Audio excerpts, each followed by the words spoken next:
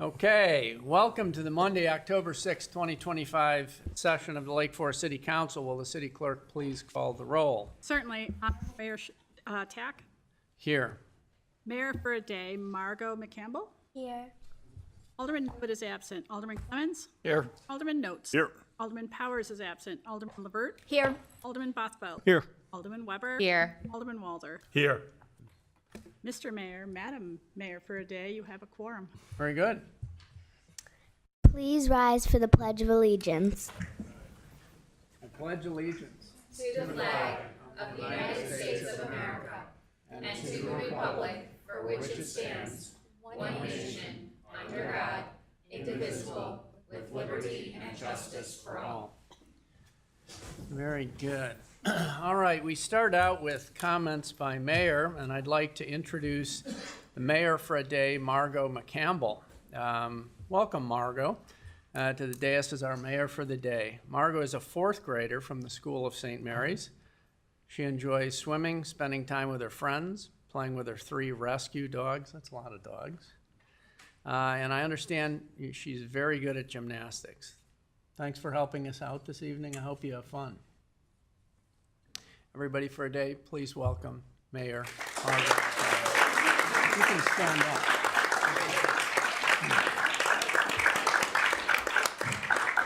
Very, very good. Okay. The next item is boards and commission appointments and reappointments. So we'll start with the Zoning Board of Appeals. Jay Suave is an appointment from Ward 2. And Patrick Marshall is an appointment from Ward 1. Followed by the Cemetery Commission, Debbie Saran, appointment from Ward 4. And the Audit Committee, Josh Knauf, is an appointment from Ward 1. May I have a motion to approve the appointments and reappointments? So moved. Second. Is this a voice vote or roll call? Voice vote, please. All in favor? Aye. Opposed? Hearing none, all of them pass. Very good. The next item on the agenda is comments by city manager.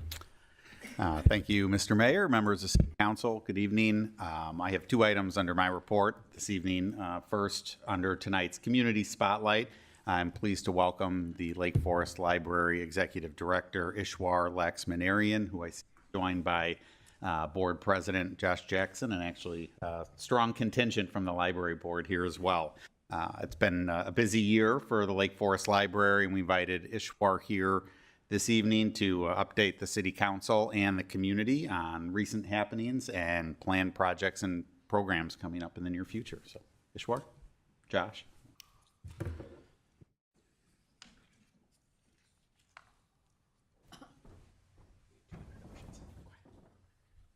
Well, I was supposed to, good evening. Thank you for having us. My name is Josh Jackson. I'm the president of the Lake Forest Library Board of Trustees. I was tasked with introducing Ishwar. Mr. Witchett did a fine job of doing that, so now he gets 2 introductions. So I just want to say on behalf of the library, thank you to the city for being such a great partner. We have a lot of exciting things going on with programming and with the physical facility, as you probably all see when you drive by. So thank you for your support, and now I'm going to hand it over to Ishwar. Thank you, President Josh. Good evening, Mayor. Good evening, Mayor for a day. Ms. McCampbell, I hope you have a library card. If not, come to the library tomorrow. And good evening to all residents and to all the attendees here. It's really a great honor and pleasure for me to stand before you and just to give you a very quick, highlight of the things that we've been doing at the library and exciting things that we have planned for the future. So one of the things that people, keep asking us, so how is the library doing these days? We have so many things going on with technology and distractions. And I just want to tell you that we are doing extremely well. If you look at the table, on the screen, you'll see many metrics. We compare ourselves to what we did last year. And you notice that across several of those key metrics, we are growing year by year. So that's really, really a tribute to how this community uses us, and to the fact that our staff and our trustees do such a splendid job of listening to residents' needs and expectations of the library and constantly making adjustments in the kinds of services, collections and services we provide. So a couple of the key metrics, I wish Alderman Novitt was here today. She's a huge, huge lover of our Libby app. And you'll notice that one of the biggest increases we have seen year over year is in our digital items borrowed. That's 40% more. These are electronic books, e-books, audiobooks, and so on and so forth. So again, lots of really, really exciting things in terms of, and I can share the presentation with you, Mr. Dorfman, so you don't have to take pictures. So one of the things we did last year with the city's help was actually engage the community as part of the strategic planning process. And like the city, we also received very high marks in many of the services and programs we provide. And also many, many suggestions on how to improve services, on what enhancements we can provide. So based on all that collective feedback, our staff took those away, and we realized we work in a community here which has so many rich resources, educational, cultural, and you know the list of those institutions. So where does the library provide that unique value add to this really resource-rich community? And so we spent a lot of time discussing that internally and came up with this new strategic plan, these new strategic priorities that you see on the screen, and also a new mission statement, really positioning ourselves as the cornerstone of literacy in this community. And literacy in all its elements. It's not just reading, it's about technology literacy, it's about health literacy and economic literacy in all its shapes and forms. And the fact that we are free and open to all, and we really respect anyone who walks through our doors. And so again, based off of that key strategic priority, we have numerous reading programs that target numerous ages from before kindergarten to before graduation and everything in between and beyond. And so that's just a list of some of the major reading programs that we have in the library. And speaking to that, we have two upcoming visits by authors. One is actually tomorrow. Rich Harwood has just written this new book, which really talks about how do we all work collectively and positively at a time when there's so much deep division between us. And so he's going to be speaking at the History Center tomorrow. William Kent Kruger is the featured author. We have two major community reads during the year. Lake Forest Reads, he's going to be coming November 2 and 3. I'm going to ask my colleague Jim Lee, who's actually dressed for the occasion, to come out and hand over copies of the book to all of you. Please read it. Nothing will prepare you for the unexpected ending in the book. So highly, highly recommend. Ms. McCampbell, please pass on a copy of the book to your parents and make sure they read it before they. So that's November 2nd and 3rd. Story, over 1,700 teens filled the halls of the library.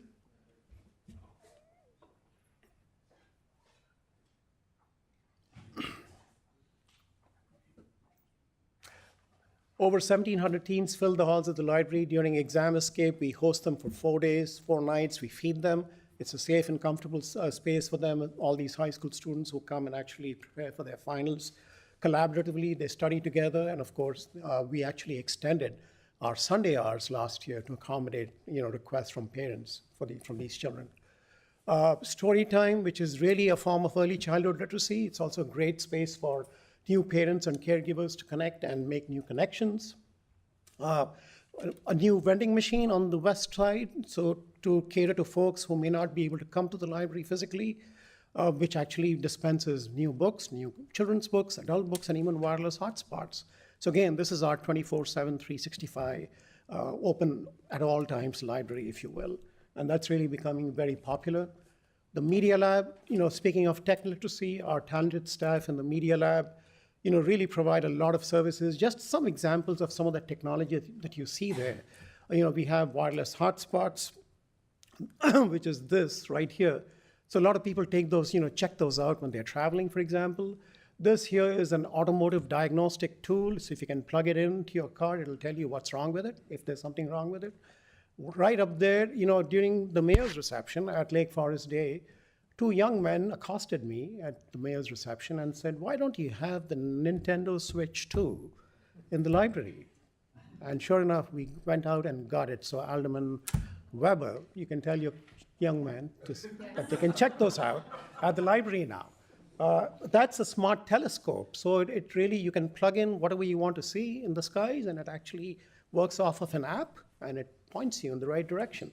So just some examples of some of the cool new technology, and you can check these out if you're a Lake Forest resident at no charge. And again, residents use our staff skills. They're converting their old media into newer forms.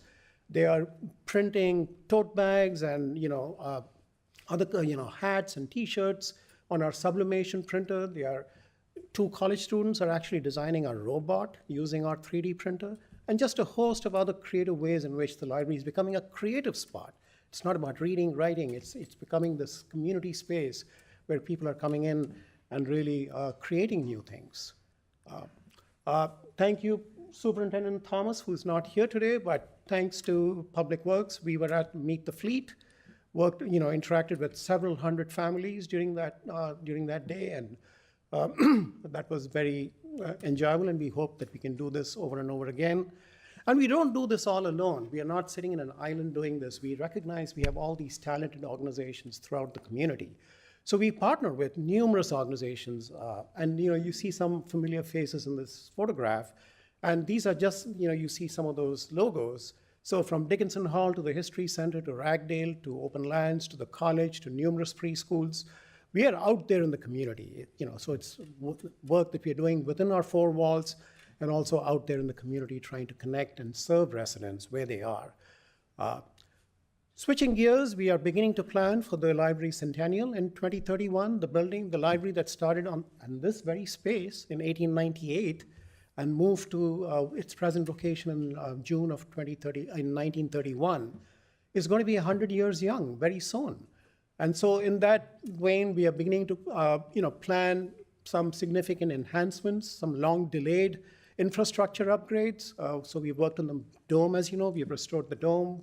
We've also restored the murals. Right now, we are actually working with architects to reimagine the historic rooms, the 5 original historic rooms of the library.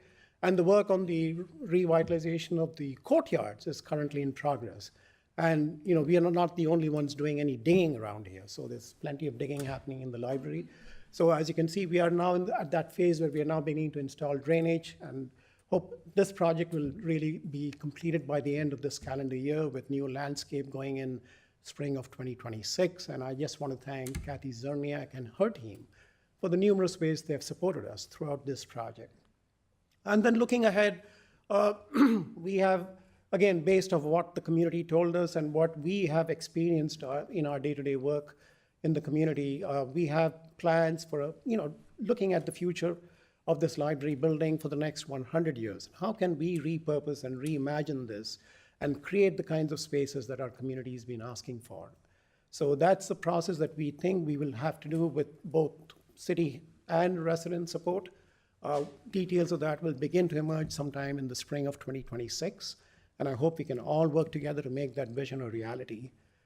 And these are just some comments that we receive from patrons on a daily basis. One of my personal favorites is the library is like Cheers without the beer. Everyone knows everyone and is happy you came. Or this comment from a young lady, I told all my friends to go to the libraries for tech help because we have no idea what we are doing. So just ways in which the community tells us how much they appreciate what we do. And so in closing, that was, I know, a very quick summary. We want to thank Mayor and the City Council for all their support. Numerous city departments, I mentioned Kathy, Dickinson Hall. We worked with Dickinson Hall, Diane Hall and Katie Skibby in finance, Brina Diaz in human resources. The police chief and his assistants actually came to the library and did an emergency preparedness training for us. So these are just the numerous ways we are working with both city departments and all the other partner institutions throughout the community. We are looking forward to work with Mr. Wick and his team in Parks and Rec for the 250th anniversary of our great nation next year. And of course, Jason and his team, Biddy, we really appreciate everything that you do for us on a day-by-day basis. I want to thank the caucus for providing us with such wonderful trustees. Many of them are in the room out there. And all our community partners and all our residents for the numerous ways you support us. To the friends in the foundation, I know we have one friend and we have I think Alderman Walther, who was also very, very involved in the book sale that happened. So a record-breaking book sale this year, 18% over last year, and coming up on their 50th. So whoever is in charge of issuing stickers for their 50th anniversary, please make sure that the Friends get one next year. And the foundation that helps us, raise money for capital projects and also helps residents leave a legacy for future generations. So again, library trustees, thank you. We just welcomed the newest reader in the Lake Forest family, Emily Van Bell, trustee, just had her little one last Friday, her third child. So if you see her or if you know of her, please send along congratulations. Library staff, they are the real true engines that work behind the scenes to transform the lives of all our residents who walk through our doors day after day after day and make such a difference in their lives. And of course, as we come up on 2026, we have so many reasons to celebrate. I mentioned the Friends 50th.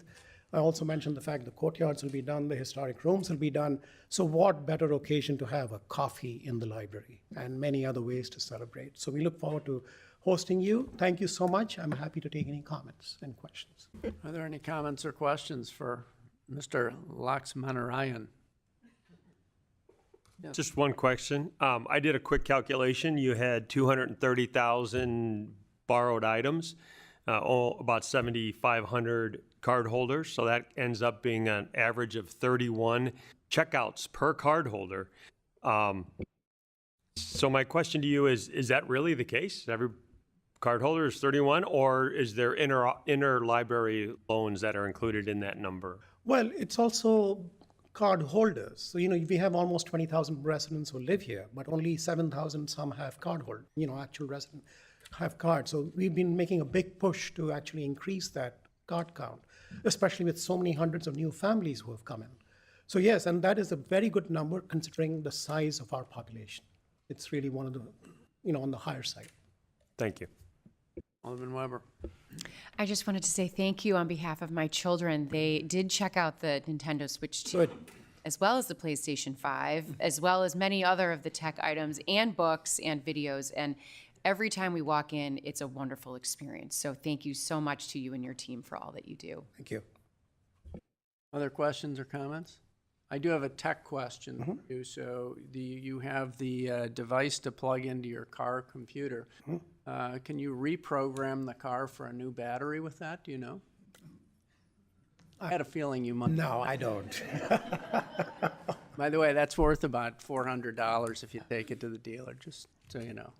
Anyway, if there's nothing else, thank you very much. Thank you all. The library is truly a special place. Thank you. Thank you. Thank you, Ishwar, and to the library board for being here this evening. My second item tonight is a discussion on Central Business District parking. As the council recalls, earlier this year, you identified an analysis of parking regulations and availability within the Central Business District as an organizational priority for the year and directed staff to review current regulations and provide recommendations to council on potential modifications. Leading that interdisciplinary effort is Carrie Kaup, our assistant to the city manager, and I've asked her to provide an update to the council this evening, including a summary of recent community engagement efforts on this topic. Carrie? Good evening, Mayor for a Day, and City Council. Tonight we wanted to share an update regarding our Central Business District parking evaluation that's currently being undertaken by city staff. Our committee is a multi-departmental committee, and we wanted to do this to ensure that any recommendations we bring forth to you are well-rounded and have been vetted from various perspectives. So every department that you see on the slide there has at least one representative on our committee. And we've broken our work out into various subcommittees, but we meet bi-weekly as a full committee to discuss our progress and identify our next steps. So while we are looking at parking regulations, we recognize that this isn't simply just rearranging parking zones. We first needed to identify all of the various stakeholders who utilize parking in the business district, which is everyone from residents, visitors, employees, business owners, commuters, students from Lake Forest College, Lake Forest High School, and valets. And so while everybody has different uses and different reasons for coming to the CBD, We want to make sure that we're looking at all of that. We know we can't give everyone everything that they want when it comes to parking, but we'd like to give everyone something that's streamlined and user-friendly. Technology considerations are another aspect of our evaluation, both in terms of our permit management and our enforcement. We want our systems to talk to one another and be easy for staff to use. As with any programmatic update, there are financial implications that we want to work through. So we are considering the revenue that's generated from CBD permits as we sell them now. And we want to understand the expense of any technology upgrades we would recommend implementing. And then finally, what is the impact of selling low cost or no cost employee permits? Ultimately, we want to make sure that any changes we recommend are supported by our city code and that our signage is supported by the city code. So any recommendations we bring forth to you will include a review of our city code. With community engagement being such an important part of this conversation, we hosted 4 community meetings in September, 2 geared toward our business community and 2 that were for residents and visitors. As of September 30th, we did close our parking survey, and we are extremely satisfied with our response rate as we received over 900 responses to the survey. So that's going to give us some strong foundation on which to build our recommendation. To give you a high-level overview of the survey responses, 90% of our survey respondents identified themselves as either residents or visitors to Lake Forest. 10% identified themselves as either business owners or employees. We were able to separate out the survey responses from residents and visitors versus employees and business owners. So what you're looking at now is the feedback from residents and visitors as to what would make Central Business District parking more user-friendly. They largely identified that it would be more user-friendly for customers to have parking near shopping and dining destinations. They also said they would like to see fewer timed classifications as there are many and they're confusing. Some of the open-ended comments indicated that residents and visitors feel that valets are taking up too much of the parking that's closest to the businesses and restaurants and not leaving the spaces for them. When we asked about timed parking on the street, residents and visitors agreed that 60 to 90 minutes is an appropriate amount of time for street parking, with the majority at 39% identifying 90 minutes as the most appropriate length. Switching to business owners and employees, they identified that parking would be more user-friendly if there was a designated employee parking zone and if there were incentives to encourage its use. They also agreed with the residents that fewer timed parking classifications would be helpful. And then in regard to timed parking on the street, they also agree with the residents that 60 to 90 minutes is the most appropriate time, with 42% identifying that 90 minutes is ideal. So based on the feedback we received from the survey, the committee now has 3 goals. First and foremost, simplify the parking zones and the signage. We acknowledge that parking in the CBD is confusing. We have overlapping zones, a lot of signs, and a lot of different restrictions. So we'd like to streamline that so it's easy to understand and that we can reduce our signage. Second, we want to ensure that our customer zones are nearest to the shopping and dining destinations. Customers need both longer and short-term parking options, but both should be easily accessible. We also think that employees would benefit from the specific employee parking zones, so they know exactly where to park and they don't have to move their cars during their shift, and they know they can park for their entire shift.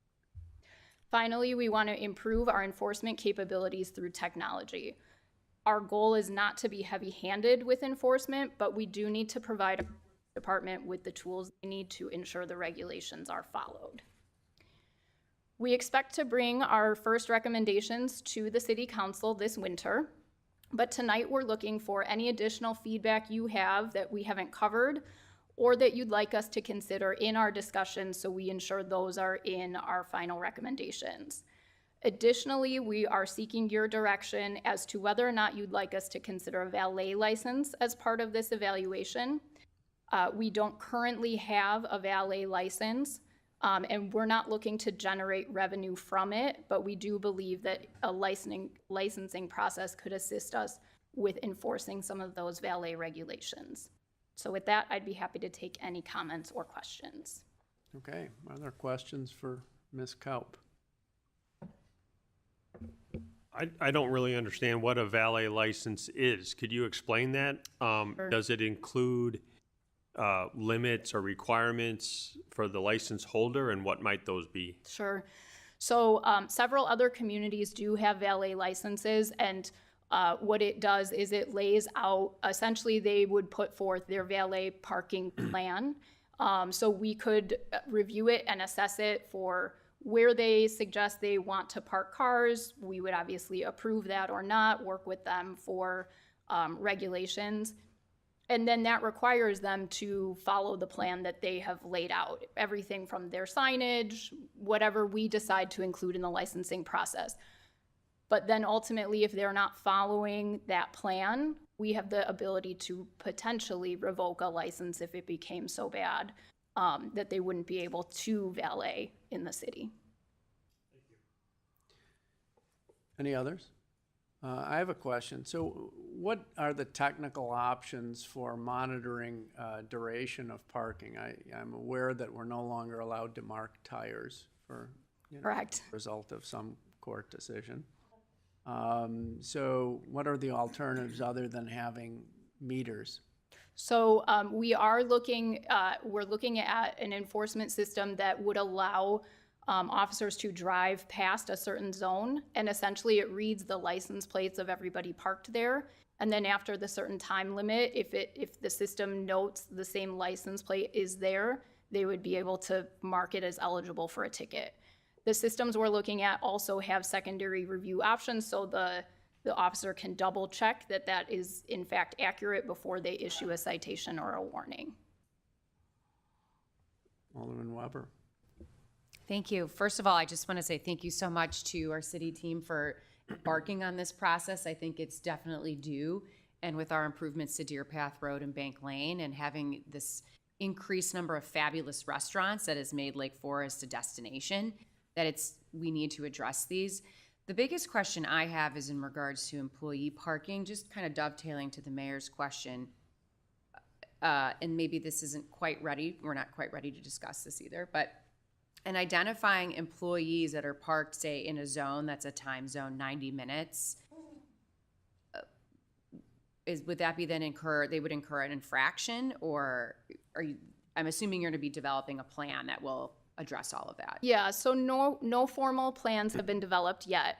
The idea, I think, at a very high level is that we have specific zones that employees have a permit for, and then when they park in those zones, they're identified as an employee. But if they're outside of the zone, then yes, the time restrictions would apply and be eligible for a citation. We want to make sure we're considering residents who also work in town. So how do we account for an employee who is also a resident? Right. And so those are parts of our conversations.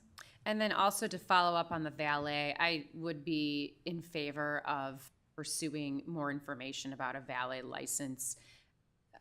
Frequently seeing valets in action around town. I recently, just this weekend, had seen a restaurant that had used a private parking lot for all of their valet, with signs posted all over saying no restaurant parking anytime. So I think having a plan and being able to follow up with them would be an appropriate mean of action. Thank you. Are there other questions or comments? Approximately how many valet services currently are in Lake Forest? I'm trying to count, maybe 4, or do we know?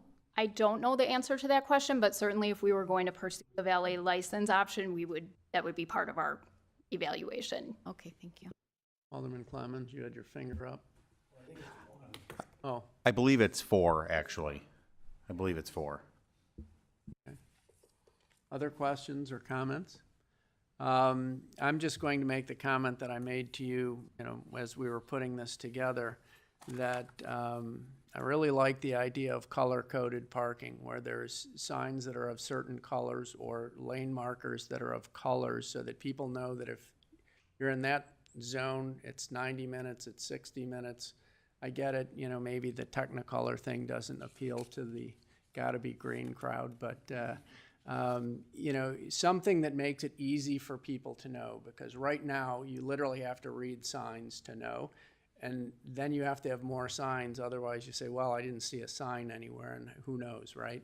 So I think whatever we do, we have to make it very obvious to people, if you're parking here, it's X, Y, and Z, because we don't want to create more problems than we already have. Can I add one more thing? Yes, Alderman Levert. Thank you. In reviewing the parking in Lake Forest, in addition to the valets, could you also consider looking at certain restaurants who have carry-out parking only that is not used by the carry-out parking crowd, so that if you do have a pickup and it's a quick pickup, you have to circle and sometimes put your hazards on or whatever. But it says clearly this is for carry-out only or pickup only, but clearly it is filled constantly with people who are dining in versus taking out. So could that be part of this as well? Yes, that is part of our assessment of street parking, is where is it appropriate to have some shorter parking, where is it appropriate to have some longer parking. That's all included in our assessment, yes. Thank you. Very good. Last call. Any other questions or comments for Ms. Kaup? Okay. Yes, Alderman Weber. You mentioned your survey results here. It seemed like the business owner participation was low in your survey results. So yes, I'll flip back to it. 90% of our respondents were residents or visitors, and the businesses, quick math, just about 90 people who identified themselves as business or employee. Yes. When there's a whole heck of a lot more. Yes. I don't know if the Chamber of Commerce would be of assistance to you in reaching those business owners, or if we need a more targeted effort. But this parking issue significantly impacts, you know, the success of the businesses, number one. Number two, the employees. That's part of the problem, is they're taking up all the closed spots. I deal with that in my own business. And we buy passes, and I still see them parking on the street, and then I call John and say, John, can you remind everybody nicely, because they don't listen to me. But, the point is I think that we need to maybe just make a little extra effort, because that's a big area that will need to be adjusted. Sure. And we did engage the chamber. We did put the survey out to all of our businesses through email and notified them, but certainly we can make another push to get their input before we make any final recommendations. Chance. Any other comments or questions? All right, very good. And thank you, Ms. Kaup. Thank you. That concludes my report for this evening. Excellent. All right. The next item on the agenda is an opportunity for citizens to address the City Council. Is there anyone here who would like to address the City Council?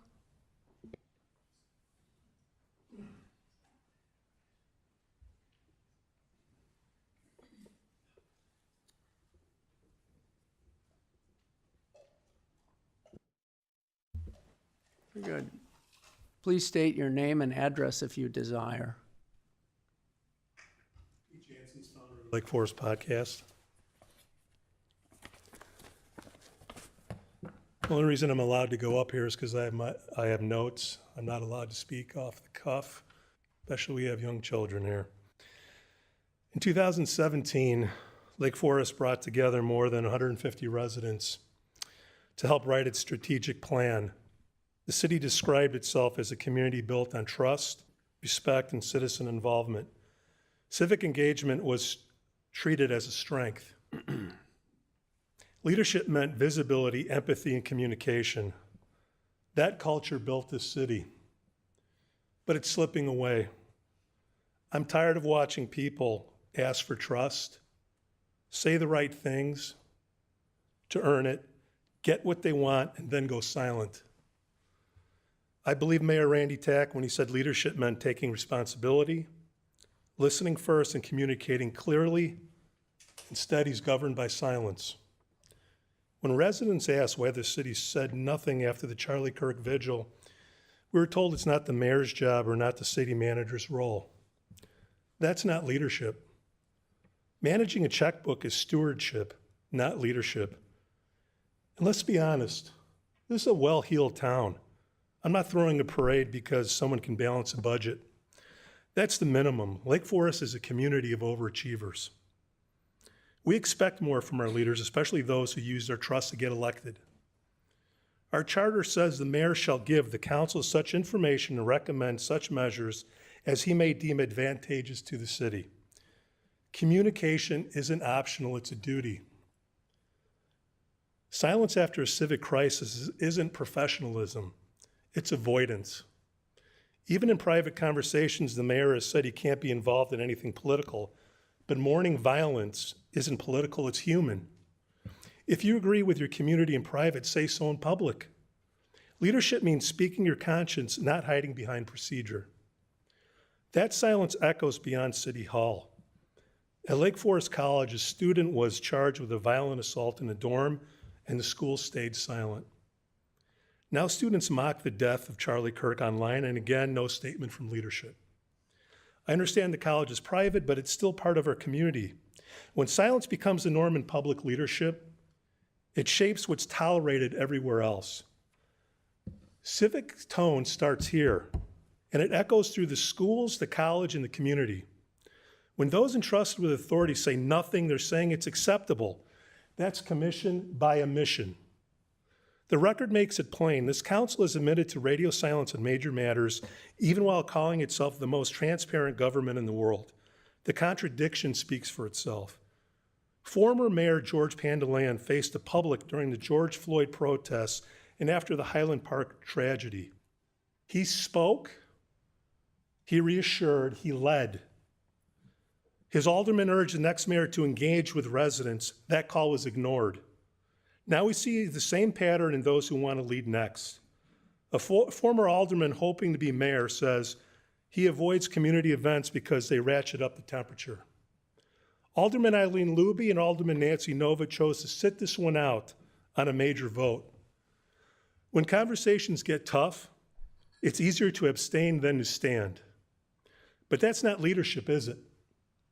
We've reached a point where civic engagement is treated like a liability, where leaders define engagement as risk management, not leadership presence. That's not calm, that's avoidance disguised as prudence. Mayor Tack's term is ending, so this is a message to whoever comes next. Whether it's Luby, Novitt, or that former alderman who wants to be mayor, learn from this. Lead visibly. Speak when it matters. The culture you build will outlast you for better or for worse. Lake Forest doesn't need more managers, it needs leaders. Silence is not neutrality, it's surrender. Thank you for your time.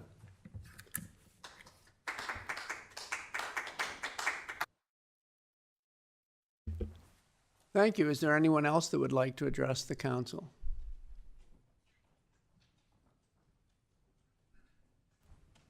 I have to put my glasses on, I'm sorry. Hello, my name is Lori Fitzgerald. I live on Washington Road.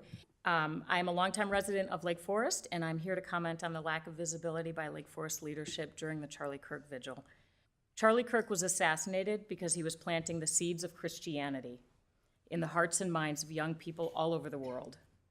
Lake Forest is a town that has either a church or a bank on virtually every street corner. It would have been nice to see our elected officials acknowledge the support of the Christian community during this horrific and monumental time in our nation. Over 100,000 people traveled to attend the funeral service for Charlie Kirk. I think this alone speaks to the impact that the event had on our country. I'd also like to bring to your attention the matter that Pete just spoke about regarding the student at Lake Forest College that was mocking the vigil in Market Square. After the vigil in Market Square, the student posted multiple messages on the internal Lake Forest College messaging app called Yik Yak. The messages showed images of him mocking the memorial with the words, "Rest in peace, bozo." He also posted images of a keychain with photos of RFK, President Trump, and Charlie Kirk that was strung together with holes on the faces where each of them had been shot. Finally, there was a post that he wrote that said, "I hate everyone who voted for Trump. I will always hate you till the day I die. Our country will never forget your names. Our future generations will spit on your graves." I'm deeply concerned that this type of behavior goes unchecked in our community, especially since we have seen an increase in attacks on Christian communities in recent months. Thank you. I have one more thing I want to speak on a different topic and actually address you as a member of your school board. In the plans to move the police station to the west side of Lake Forest, I would just like to consider, I don't know if you're considering keeping some level of police presence at the current location. I feel like where the current police department is located, close to the central business district, close to the majority of where the residents live, and also right next to the middle school. It's really nice and reassuring to know that we've got police presence close to our kids, our businesses, and our families. So hopefully you take that into consideration. Thank you. Thank you very much. Are there others that would like to address the council? Okay. Would you like to come up? You know the drill.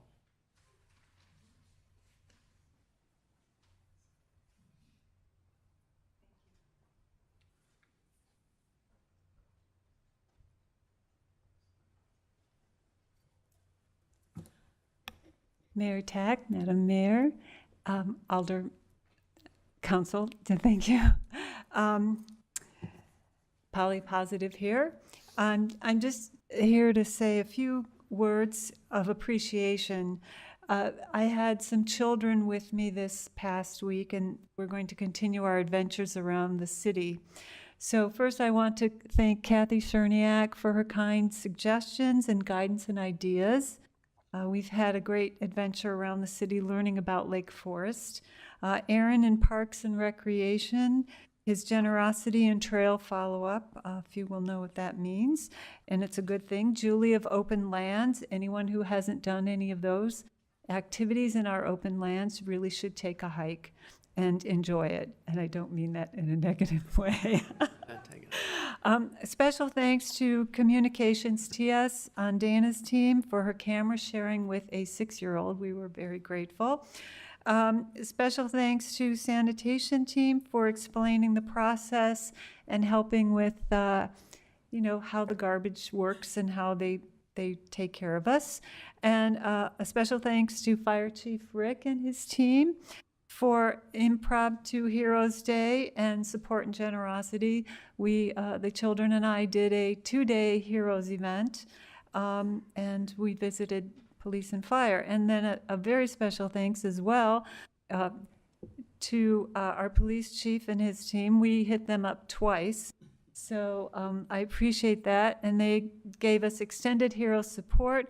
Coffee with a Cop was a great thing for the children. Who knew, right? And they keep asking, when is the next one? And finally, I just want to say a great thank you to the police for keeping us all safe during the Charlie Kirk Memorial. That could have been a very interesting situation, and our officers didn't miss anything. It was well run. And in closing, I'd just like to thank the mayor and city council and all the staff. I know the hard work that you all do, and whilst we may disagree on a few issues, the exemplary hard work is astounding, and I thank you for giving the children some wonderful memories, so thank you. Thank you. Are there any others that would like to address the council? Okay. Before we finish up this section, I'd just like to say to all of you that we appreciate the commentary and criticism. That's part of what we do, so thank you for your efforts. The next item on the agenda is committee reports, of which there are none this evening.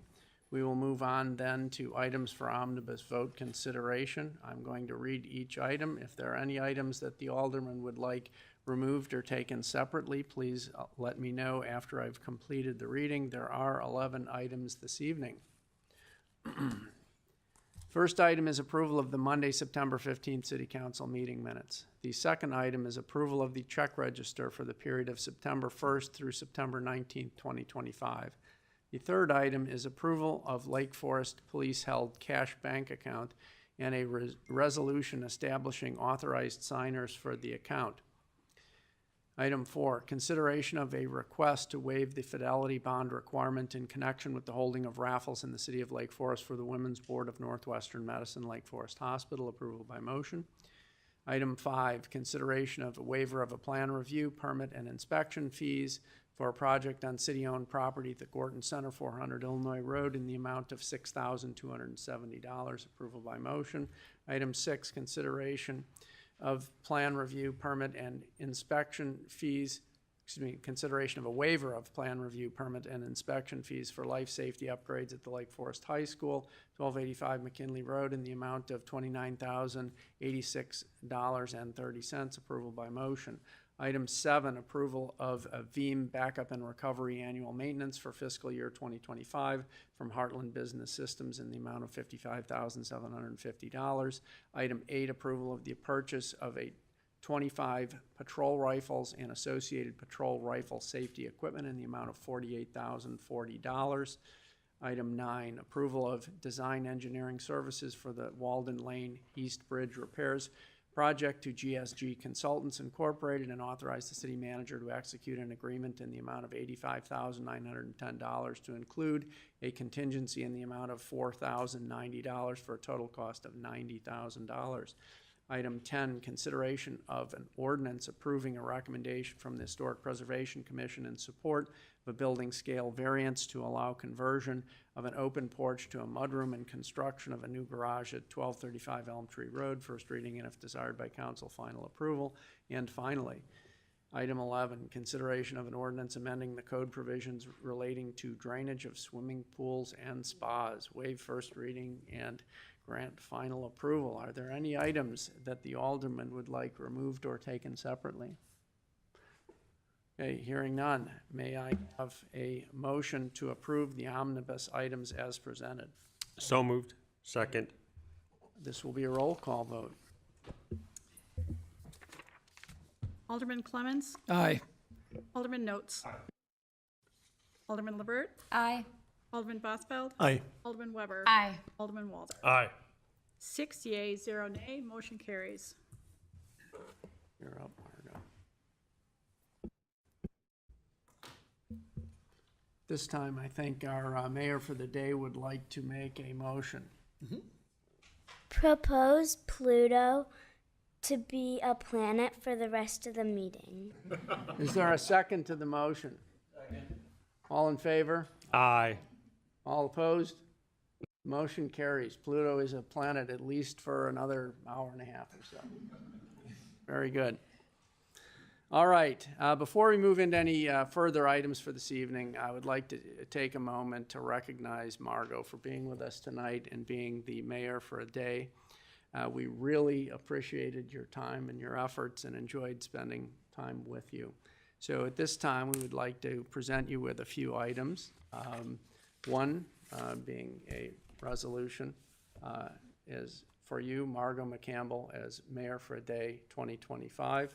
I'll read that for everybody. Whereas Margo has met her responsibilities with purpose and dedication, and whereas the city is proud to offer this opportunity to the young people in our community, and we support their enthusiasm to understand the role of the mayor and the city council. And whereas we encourage students of all ages interested in the preservation and improvement of the quality of life in our community to get involved and continue nurturing their pursuit of knowledge. And now, therefore, be it said that the City Council of the City of Lake Forest, Illinois, hereby expresses its gratitude for the loyal and faithful public service she has given by means of this certificate.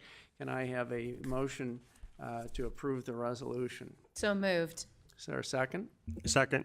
All in favor? Aye. Very good.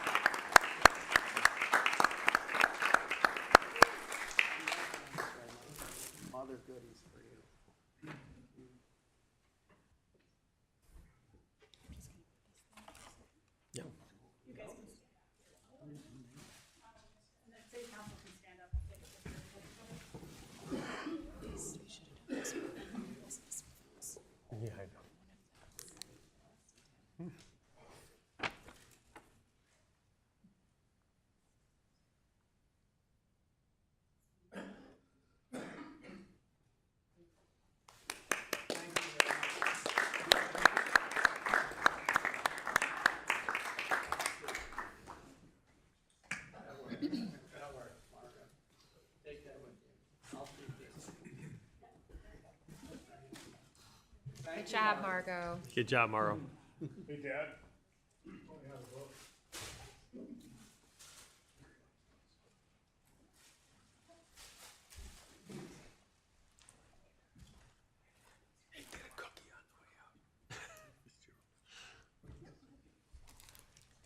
Take care.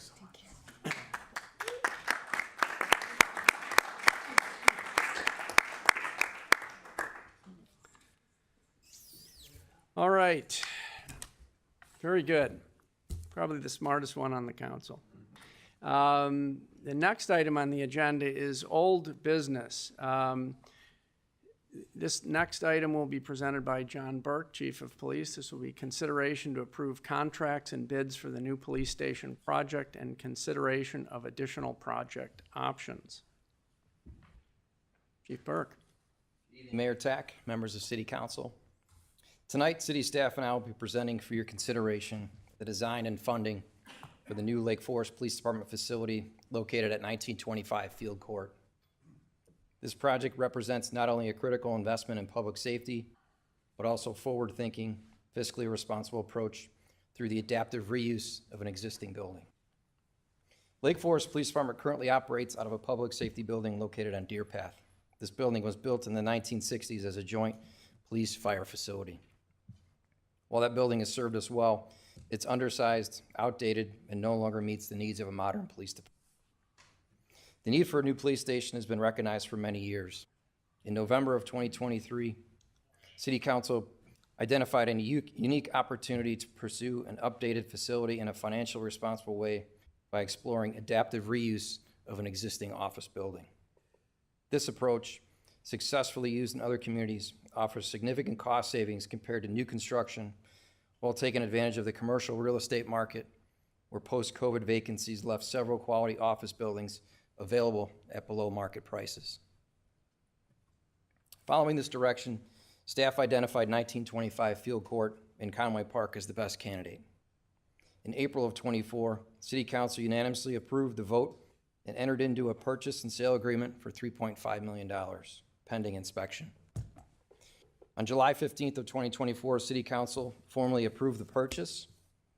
And on September 16th of last year, Council awarded professional design services agreement with Corrigan Clark and Associates. And the very next day, the city closed on the property.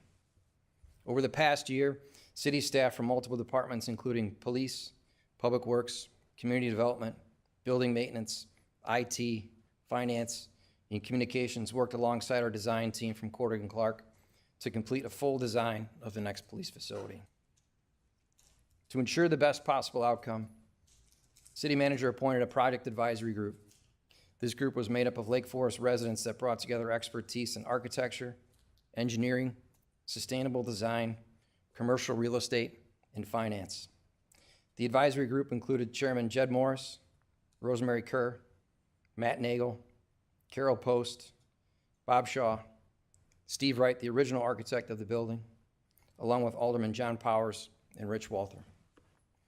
The advisory group met several times in the early stages of the design process and offered important recommendations to strengthen the plan. I'd like to especially thank Alderman Powers and Alderman Walther for their contributions.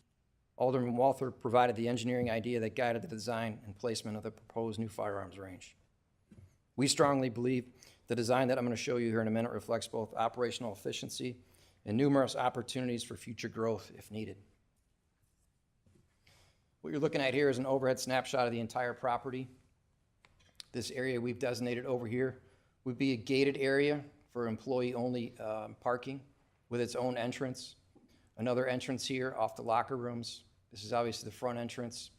This section here, highlighted in a darker color, would be the single addition to the building that you don't see on site right now. And that would be the Sally Port located here with evidence garage below, and then a range located kind of below that area there.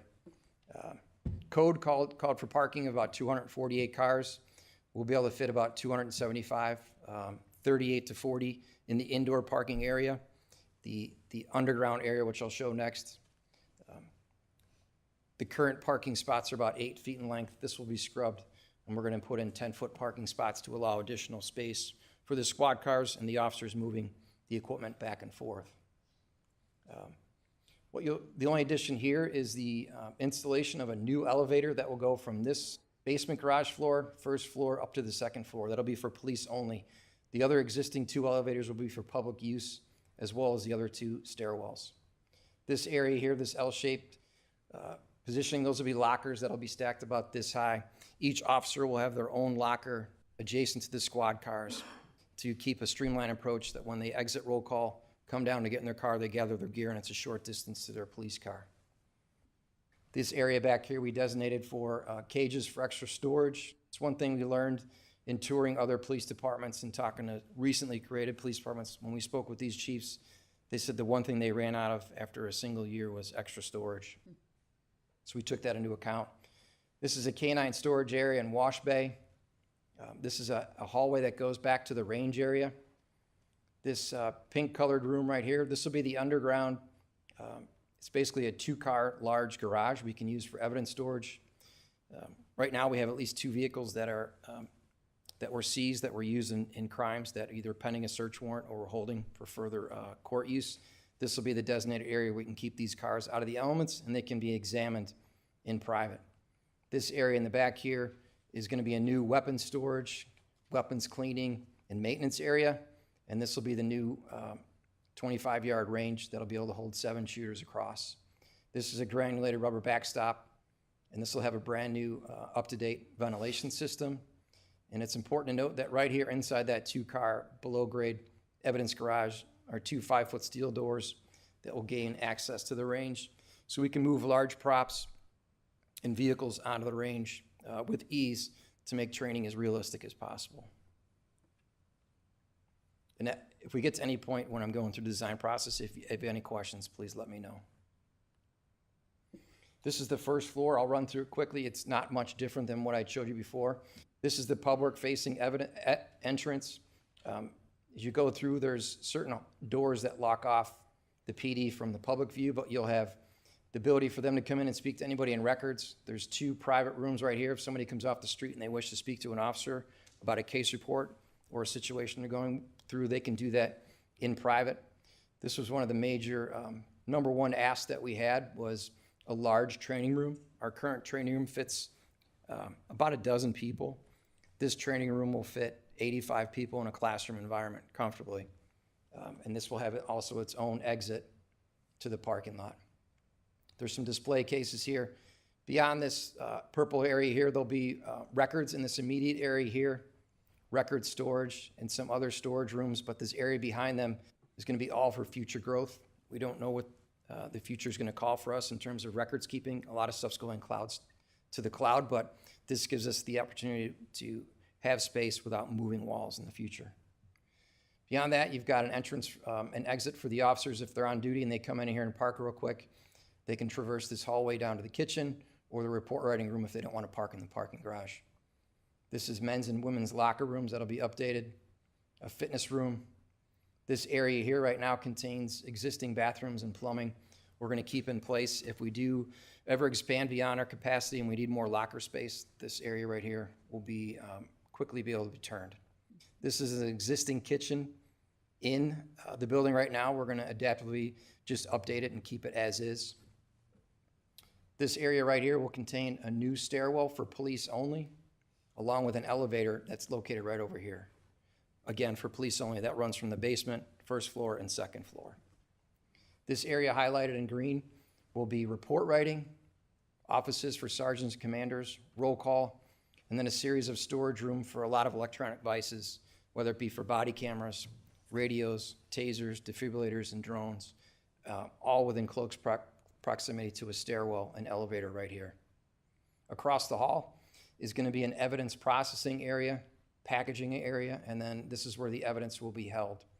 We only anticipate using this small section right here to start. As I had mentioned before, this whole area to the back is going to be for future growth. Depending on the crime, certain pieces of evidence have to be held either to the case is adjudicated, and other cases have to be held forever. So we need the space, and this is forward-thinking way of looking at the space. This area right here is the new lockup area. This is on the back side of the first floor. There'll be 4 brand-new cells, some interview rooms, another attorney-client room if somebody did want to speak to an attorney-client. These rooms will be audio-visual recorded. The entire area will be under camera and audio surveillance.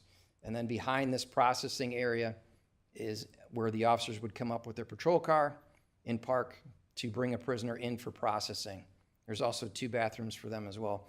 All these plans were reviewed and approved by Illinois Department of Corrections. It's up to modern code. In the next year and a half, we're going to be going for accreditation. That would not be possible in our current building because the lockup facility is so old and out of date and not up to code. This will take care of that. So this will be a drive-through process when they come up. The vehicle parks. When the officers leave, they drive across the top of the range and then down the ramp. We have some storage lockers in the back here that will just be kind of cages. If anybody's in possession of something that we don't want to necessarily bring in the building and it's not evidence, we can keep it locked there. And this will accommodate 2 squad cars and 1 ambulance, or 3 squad cars if needed. And it's important to note, at this area of the building, if somebody is processed and released, they'll be released here, not coming through the entire working area of the police department, and certainly not into the public portions of the PD where we could be dealing with people that want to file a report. This is the second floor of the police department.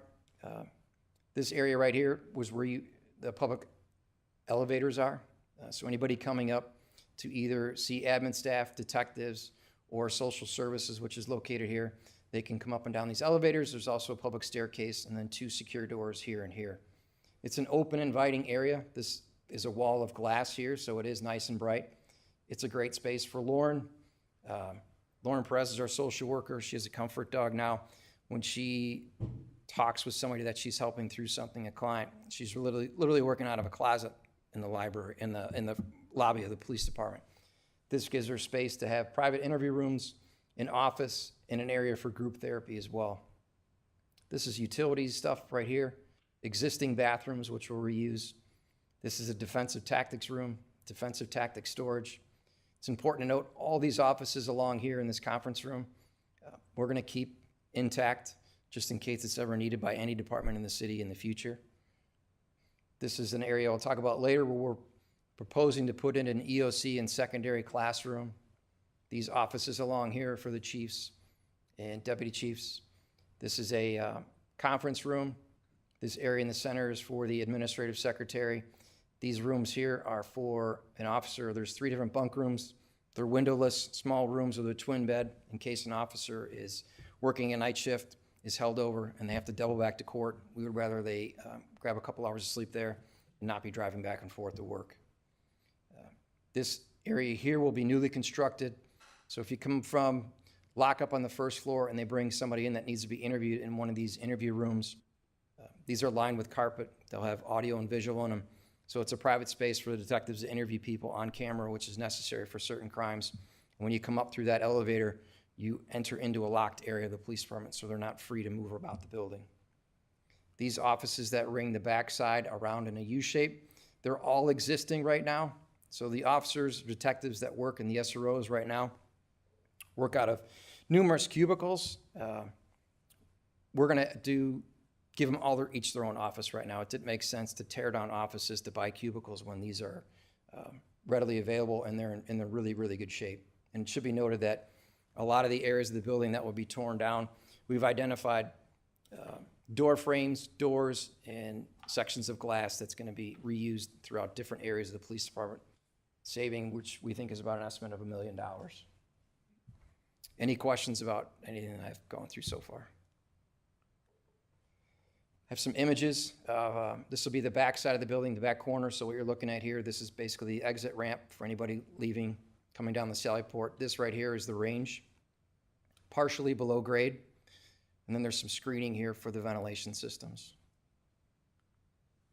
Here's like more of an overhead view So anybody that's bringing somebody in that's in custody, they circle around here, drive up into the facility, they bring somebody into lockup, and then when they leave, they can go out this direction. This is just screening for the air handling unit. There's one over here and one over here for the range systems. This is the entrance exit for the patrol cars that have below-grade parking. Here's the entrance to the evidence garage. That's just an exit door from the garage. And you notice here's the exit from the lockup area of the police department. And here's a new entrance exit for the training room. Another view from like the Pfizer property. Here's your employee entrance and parking. This is what it would look like when the larger generator that we purchased from Pfizer will look like when it's transplanted to this property. And then you can see where some upgrades to the existing landscaping for screening for the building. This whole area will be cast into the same color of concrete and shape as the existing building, with the intention of making it seamless so it won't look like a new part of the building. It's a rendition of basically what we think the range will look like. We didn't have any booths installed.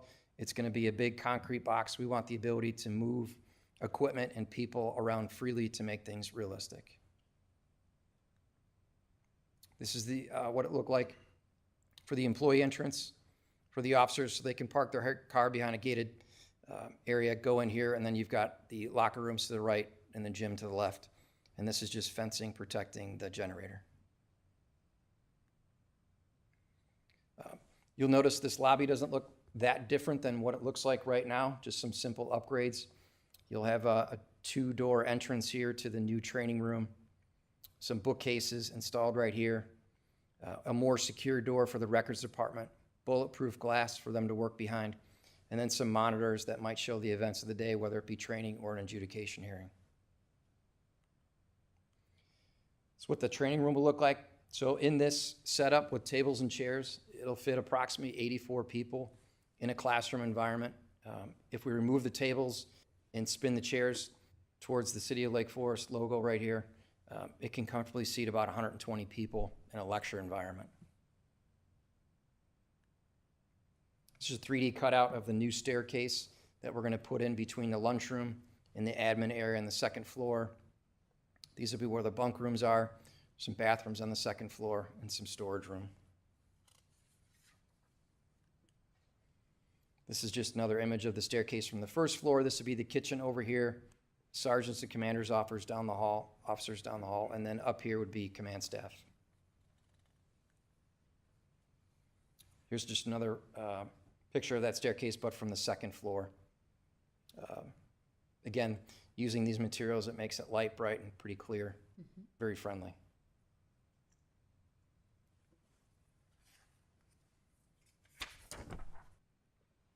We believe this design will give the city a modern, fully functioning police department at a fraction of the cost of new construction.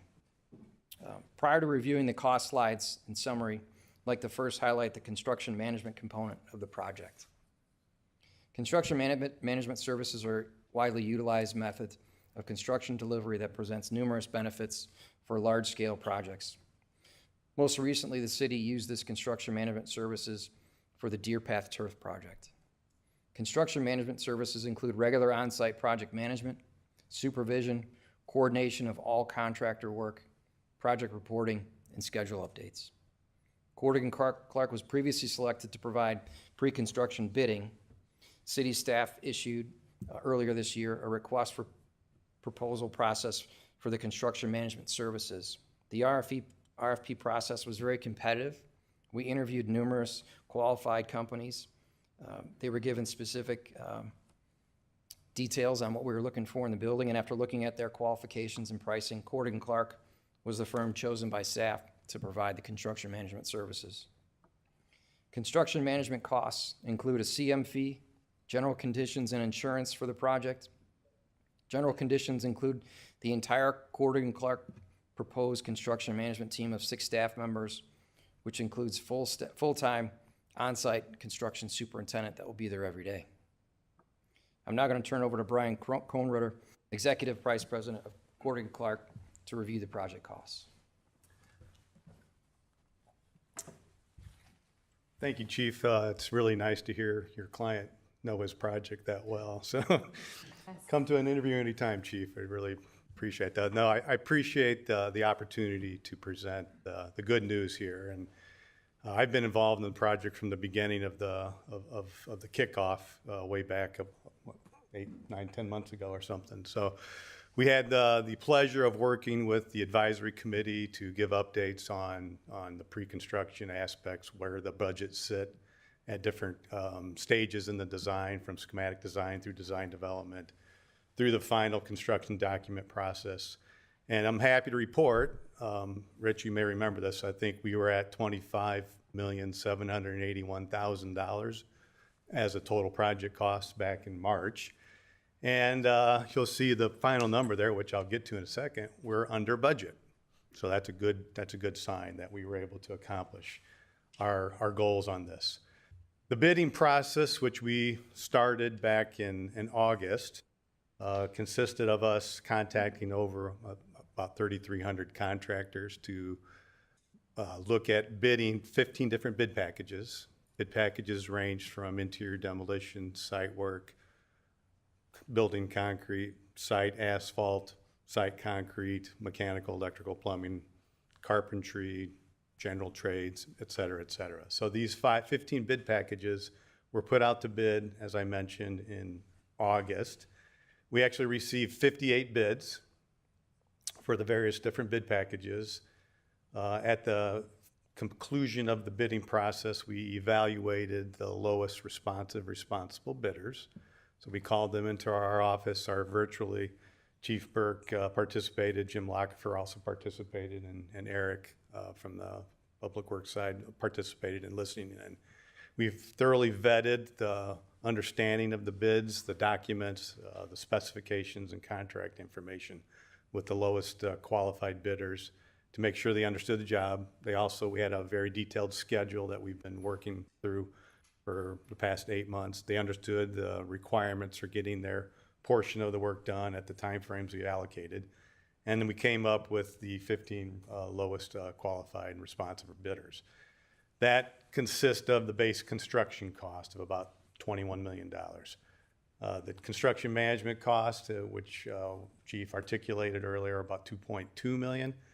And additionally, we went through a co-op purchasing process. I know the city has done on numerous other occasions for the procurement of the furniture and equipment.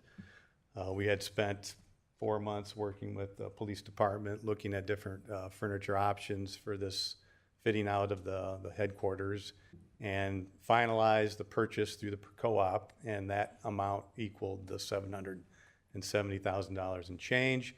Additionally, we visited one of the specialized locker companies, Bradford Systems, that does evidence lockers, duty bag lockers, specialized public safety lockers, and found the appropriate locker systems that have the durability and the functionality that the PD liked. And again, that was a co-op purchase of about $330,000.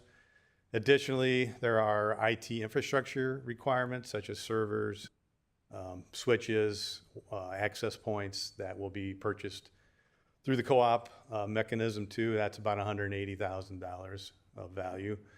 Additionally, the generator, which you all did approve back in June, the purchase of the Pfizer generator, which was lightly used. Again, that was a huge benefit to this project because it saved us a lot of money, and the generator's available. Generator, if we had to buy a new one here, lead time is pushing 18 months. So this one will be ready when we turn the switch and turn the keys over to the PD. So that was a great savings, as well as having the availability of a generator. Additionally, we studied this very closely. This building, it was a spec office building back when it was built, was an all-electric building.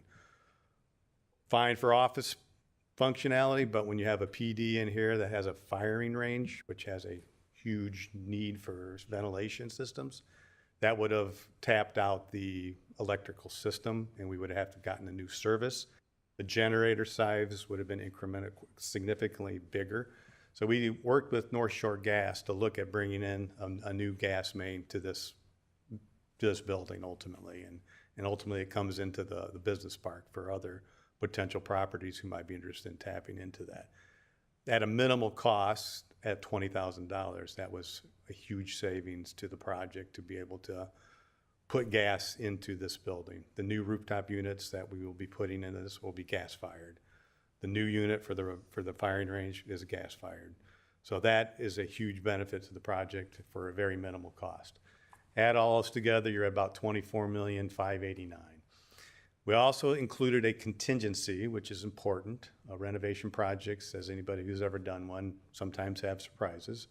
We felt, looking at the level of and the age of the building and the level of thoroughness of the drawings, talking to the subcontractors, any gaps that they may have foreseen, we felt $1 million contingency was sufficient to hedge our bets on any needs for tapping contingency during construction. So you add all this together, we're at a $25,589,016. So that's the final number. You'll see that on the action item, that we will be managing that project at that value. So it's a good day, good bids. Happy to move on and have Chief talk about the options. Is that right? Any questions? Any questions at this point? No? Okay.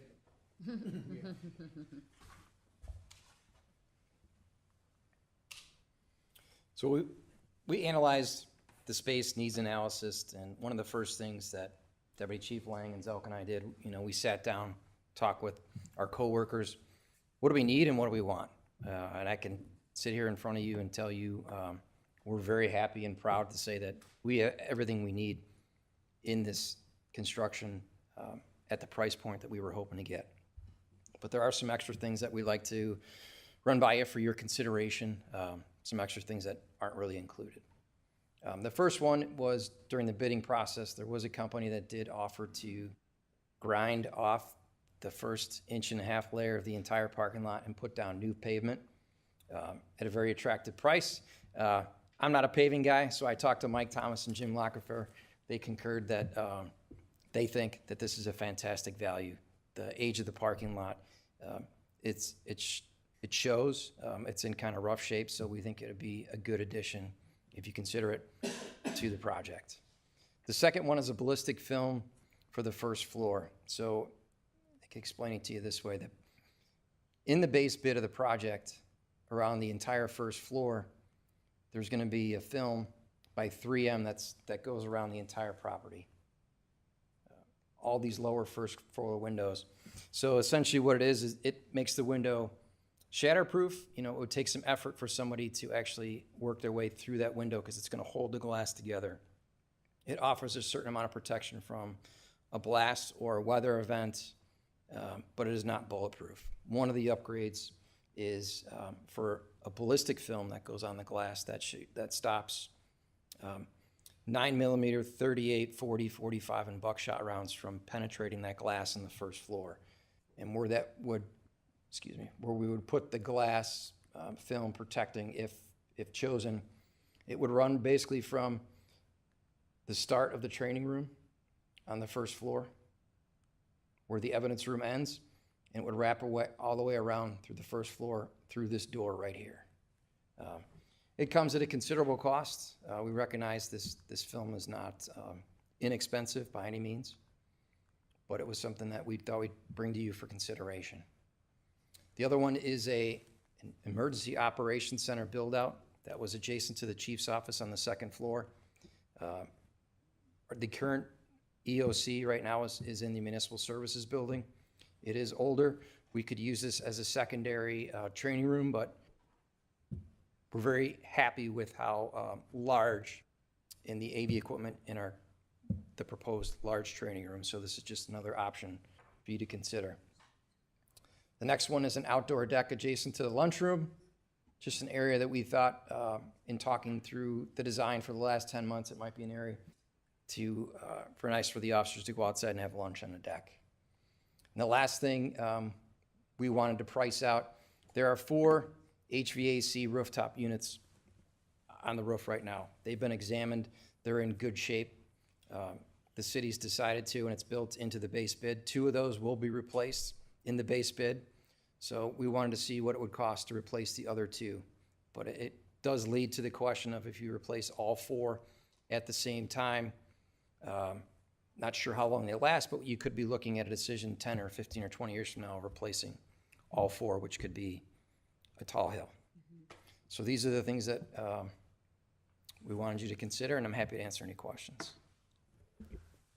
Okay, at this time, are there specific questions? Alderman Notes. Thank you, Chief. Certainly very excited at the prospects ahead and coming in on target where we're hoping we would be. With the ballistic film, is the ballistic film that's quoted up here what's capable of stopping the rounds that you were discussing? Yes. Versus the first lower level of... That's correct. Deputy Chief Lang and I went to an in-person demonstration with the material created by this company locally. Brian was there. It's really incredible what a thin piece of plastic can do, at least through his patented design. It won't stop a rifle round, but it's something that I thought we should consider based on the fact that it is a police department. We're not worried about the backside of the building with the pond and the landscaping. We think we're okay, but this would just be truly an upgrade as to what's going to be in the base bid. Then just to clarify, it's not all first floor windows, but rather what you pointed out. That's correct. Okay. That's correct. Thank you. Other questions?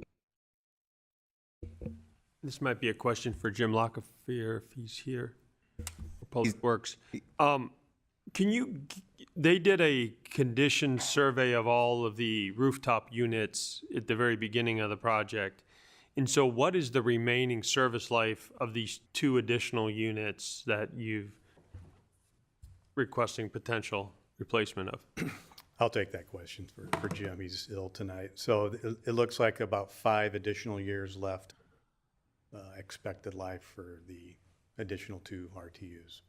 And I'll just note as part of that facility condition assessment, they went off like the expected useful life of the units themselves. The city maintaining a lot of these does a lot of proactive maintenance that can help extend the useful life of those. So I think that's probably on the low end, but certainly far less than the 20 years the new ones would provide. Right, and then also I assume because these 2 units weren't replaced as part of the original design, they service the areas of the building that will currently be unoccupied. Is that correct? Correct. So that would even extend the life because they could remain, for the 3rd floor, could remain unoccupied for another 3 years. Who knows? I mean, right? Yeah, no, I think that's a fair point. And then the council recalls this was a topic of conversation about a year ago. The logic, I think, in not replacing all 4 at once, as the chief spoke to, is really about staggering future replacement schedules. It's not so much about today's replacement, but for mayors and city councils 20 years from now, as these things come due, staggering the replacement rather than having all 4 come due at once, I think makes a lot of financial. And I think also you'll remember that I advocated for the tenants on the 3rd floor, other tenants throughout the building, that their rent be appropriately developed with the anticipation that those units would need to be replaced during the tenure of their leases. So that would be a way for us to help offset the costs of those replacements in the future. Thank you, Mayor. Sure. Other questions? Could you provide additional information regarding the Emergency Operations Center? What we would use it for is if there was a large-scale event, whether it be weather or another golf tournament. It's an area that you can set up, look at cameras that are posted throughout the city, be in contact with the officers, and kind of manage an event remotely. It could also be used as a secondary classroom in the event that we're holding one training, a large class downstairs. We could use maybe the secondary room for a management class that might run 8 to 10 weeks. So we could kind of do 2 things at once. We have seen interest in already law enforcement entities that want to use our facility, whether it be for regular training, accident reconstruction training, FBI LEDA management courses. So there's a great deal of interest based on the size of the building, the available parking, That being a modern facility in its location. And I'll just add to that to help for the education of the council. The city already has emergency operations protocols in place where we to have, as the chief said, anything from, heaven forbid, a mass casualty incident to weather-related events like a tornado, train derailments, whatever it could be. Currently, our EOC operates out of the training room at Municipal Services. And so there is some time associated with setting it up. We do have a lot of very standardized protocols and procedures. It's an interdisciplinary effort with members from every department involved in that, and we do tabletop exercises to plan for those type of scenarios.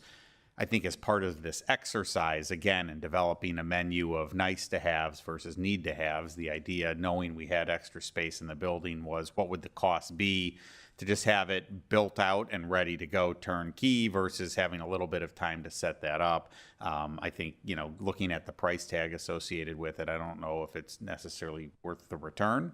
But I would say either way, we would be relocating our emergency operations center from Municipal Services to, if not included in this as part of the project approval, to the new training room at the police station. I think that's where it'll be housed. We have a lot more space, a lot more capability already than what we do at Municipal Services. And as far as future build out of this, there's no real significant costs that we would incur because we waited 2 years to do it. Is that a fair? Yeah, I think that's fair. So it's not something where we lose some price efficiency. And the last point I will make too, I don't know if this was going to come up as a question. I'm not trying to talk the council out of considering these, but I do think when it comes to the outdoor deck, I think there is a lot of value for the officers in having that space. My sense is that there may be private philanthropic opportunities within the community to help raise money for a project like that, based on just some preliminary conversations. So perhaps that's something that's explored first. Sure. Now I have some technical questions about the existing windows. Again, tell me about the windows that are in existence. Are these windows that are substandard in any way that they present any risks related to weather or normal, what I'll call normal projectiles? So they're standard office windows you would see in any of these office buildings out in that area. They're insulated glass, but they're standard windows. They have no laminate in them to prevent the projectiles from going through them. Okay, they're all tempered glass. All appropriate, correct, yes. So, yes. Okay. And just another question, and maybe the chief knows the answer to this. In our region, what is the statistical incidence of gunshots at police station windows? It's a rare event. Yeah, I don't have any statistics available to me. I don't know, Mike or Kevin. It's a rare event. It's something that we thought we'd put out there in the whole front of the building. Every area that's going to be the area where that laminate would go or not go. We're strategically placing bollards that have a concrete base, and it'll have like a flower top in it. And those will be going along the entire front of the building, around the corner, and also a flagpole. So the ability for someone to drive a vehicle in should be mitigated.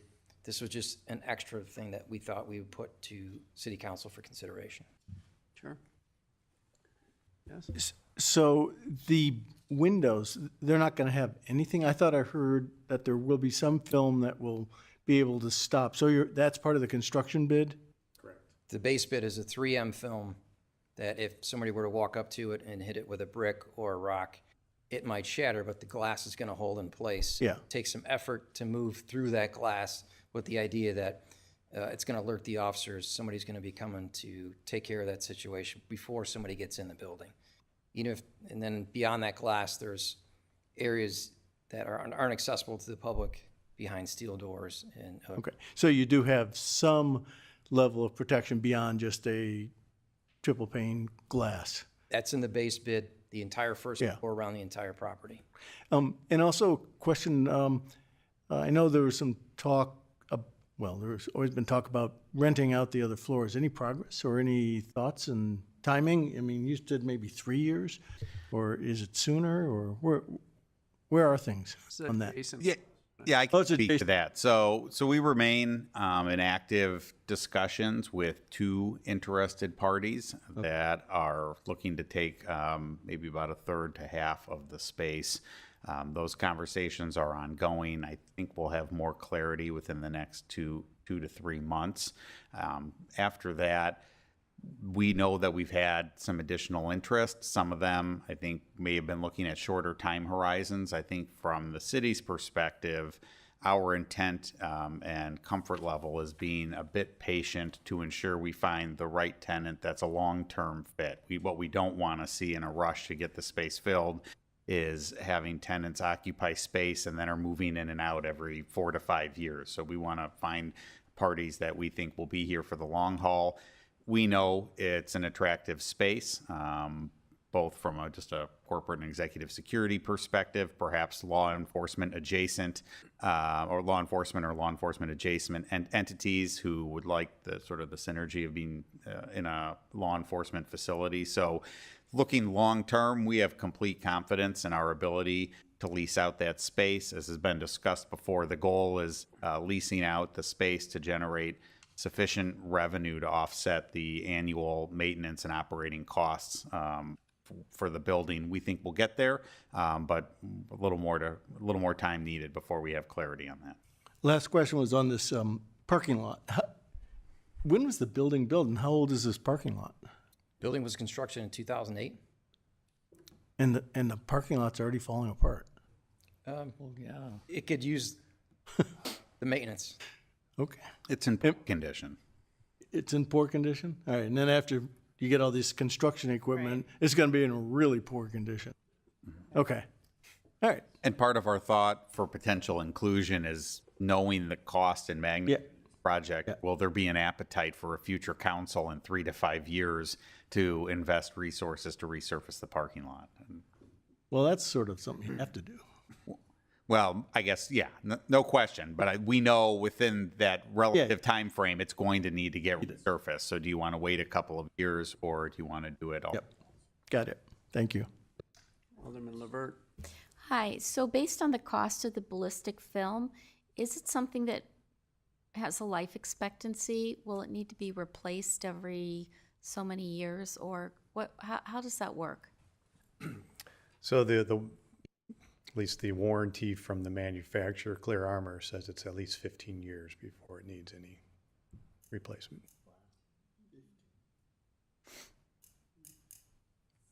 Other questions or comments? Alderman Weber?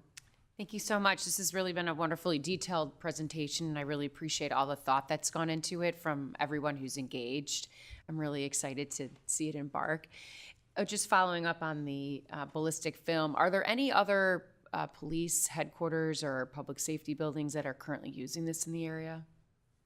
I know they're using a type of laminate. We toured some different police departments. I think what's maybe a little unique about our police department is that entire first floor and certainly that 2-story foyer is all glass. If, not that I would suggest it, but if we were to buy property and construct a building from scratch, it probably would have a different aesthetic look to it, not all glass, but this is a huge benefit getting the building at that price, and this is just something about the building that we were trying to navigate. Sure. Other comments, questions? So before we get into public comment, I have sort of a procedural question for you all. So we have the issue of the base bid and then the add-ons, and my sense is that the add-ons are not going to be approved as a block. So should we proceed with approval of the base bid and then address each of the add-ons individually? So there's a couple of different ways to do this. You could consider the base bid altogether, so as an omnibus vote. You could also include in that omnibus any of the base bids that maybe there was a consensus to include and have that as one vote. You mean the add-ons? The option, sorry, yes. Okay, so I guess the question is, so I'm going to ask if there's anybody in the public that would like to address the issue before we get into the final aspect of this. Is there anybody present? Yes, please come on up. And just a quick reminder for the council, I know it's been a lengthy presentation. We appreciate your patience. We still have sort of the financing component of the project that will be included as part of the presentation before we ask for any final action. Thank you. I'm all for everything that's been presented as far as the first part. As far as the second part, the options, I have no skin in the game for the 2 additional HVACs, understanding that either way seems a very excellent solution. I do have skin in the game for the ballistic film, based on what's been going on around the nation and how violent some of these people are becoming and how they are attacking law enforcement. I think we should ballistic film the entire building, basically. But I know that's unreasonable. But I would hate for us to spend all this money building a wonderful new, rebuilding a wonderful new area, and then just have someone come in and do some horrible things, because they are doing horrible things to law enforcement right now. As far as the emergency operations build out, I think that's a great idea. Parking lot, I'm all for avoiding a slip and fall on a holy parking lot. But I'm also very positive for the outdoor deck. I think our officers and staff need a place to wind out. They see so many horrible things, and they hear so many more horrible things. Everybody in that building, either police or fire, so the fire should be able to come and visit. I really think an outdoor deck will just add everything to it. And as Jason said, I think that it would be a good idea to engage some of the, some fundraising and whatnot for it. So that's my opinion. Thank you. Thank you so much. Are there others that would like to comment or ask questions? Okay, so there may be a little residual confusion about what to do next here, but is it reasonable for me to make a proposal to for the council to consider the base bid as an omnibus with the addition of only one item at this time, the complete parking lot resurfacing, and discuss that and vote on that before considering the other add-on options? Is that reasonable? Yes. All right. So that's what I'd actually like to do. Then I would like to consider approving the project as an omnibus, including the single add-on of parking lot resurfacing.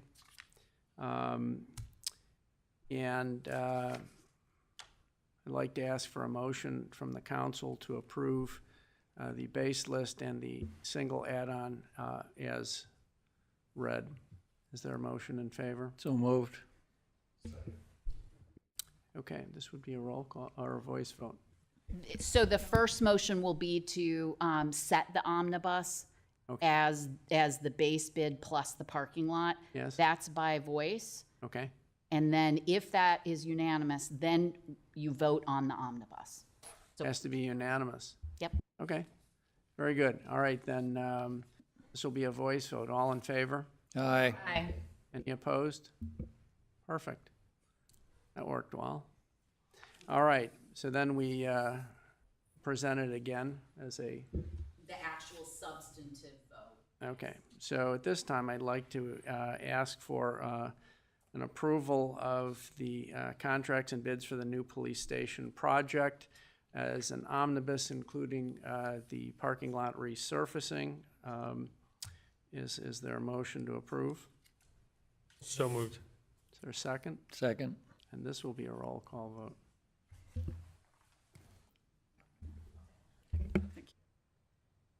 You get that right? Yes, you did. All right. Alderman Notes. Aye. Alderman Levert. Aye. Alderman Bothfeld. Aye. Alderman Weber. Aye. Alderman Walther. Aye. Alderman Clemmons. Aye. 6 yea, 0 nay, motion carries. Okay. So now we are left with, can you put the remaining add-ons up? And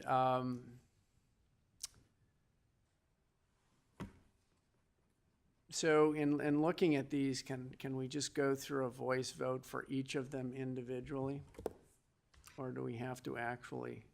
So if you're gonna vote on any of these, you don't need to set an omnibus, so it will require a roll call vote to substantively approve them separately.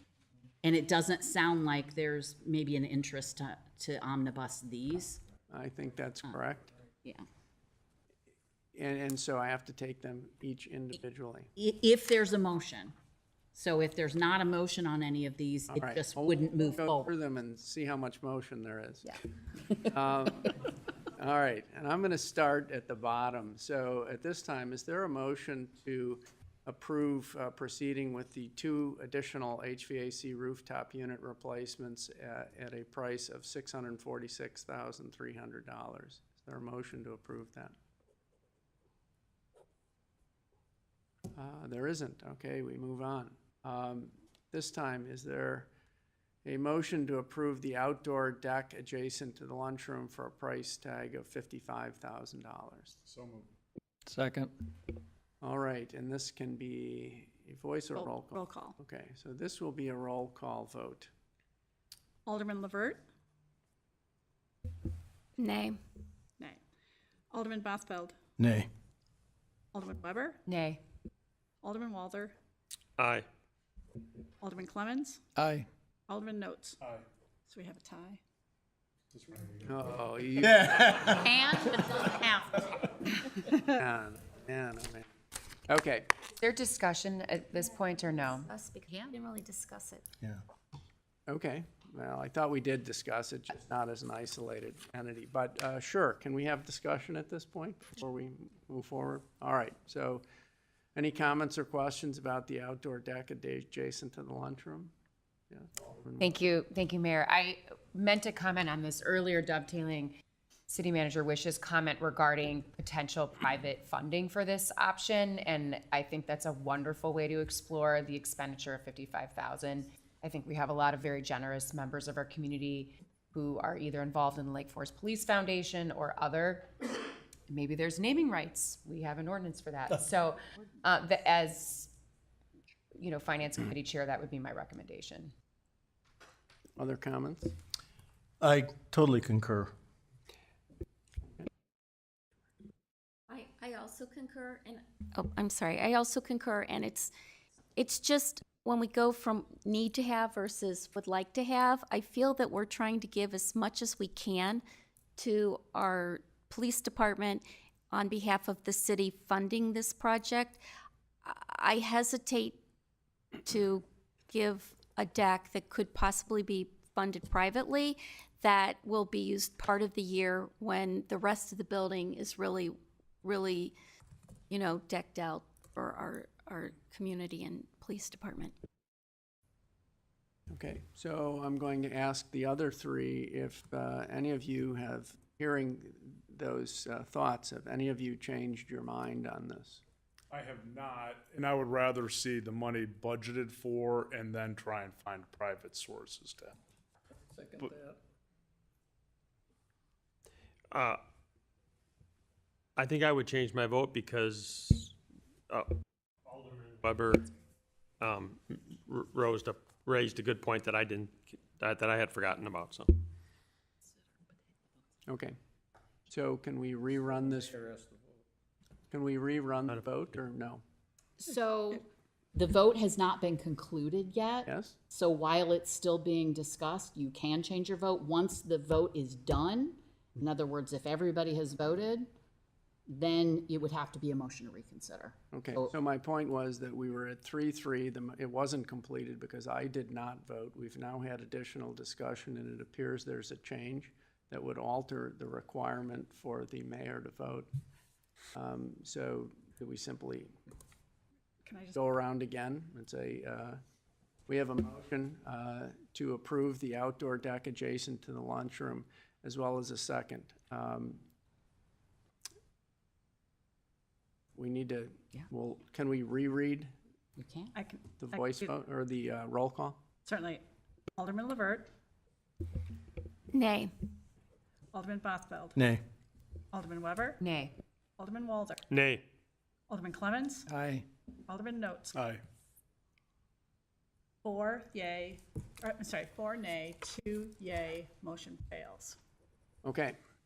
And at this time, I would like to ask for a motion to approve the Emergency Operations Center build-out at a cost of $200,752. Is there a motion to approve? So moved. Is there a Second. Okay, this will also be a roll call vote. Alderman Bothfeld, Nay. Alderman Weber, Nay. Alderman Walder, Aye. Alderman Clemmons, Aye. Alderman Notes, Nay. Alderman Levert, Nay. 2 yay, 4 nay, motion fails. Okay. This time, can I ask for a motion to approve the purchase of ballistic film for all first floor windows at a cost of $267,802? So moved. Second. Roll call vote, please. Alderman Weber,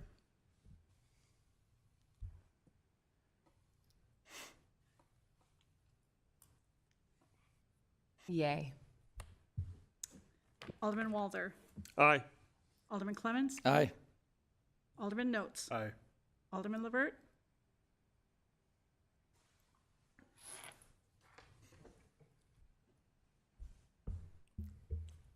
Aye. Alderman Bothfeld. Nay. 5 yeas, 1 nay, motion carries. Okay, well, I think we've handled that very nicely. So we will be proceeding with the complete parking lot resurfacing as well as the application of ballistic film for all first floor windows, deferring on the other projects. So well done, and thank you. Okay. The next item is new business.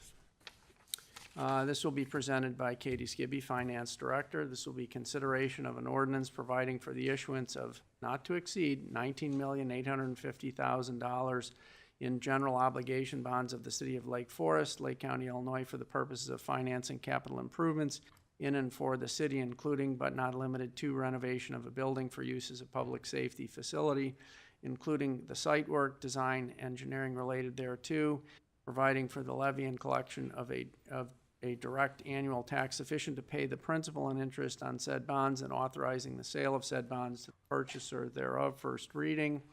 And before we get into this, is it reasonable for me to make the point that we've just committed to spending a lot of money, so that we ought to give some serious consideration to raising the money to pay for it? Just a thought.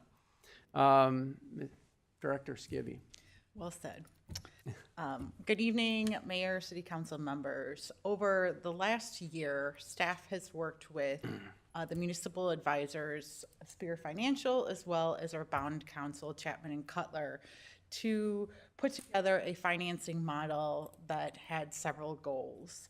This model needed to provide financing for the police station project, as well as maintain capital funding for other more routine capital projects.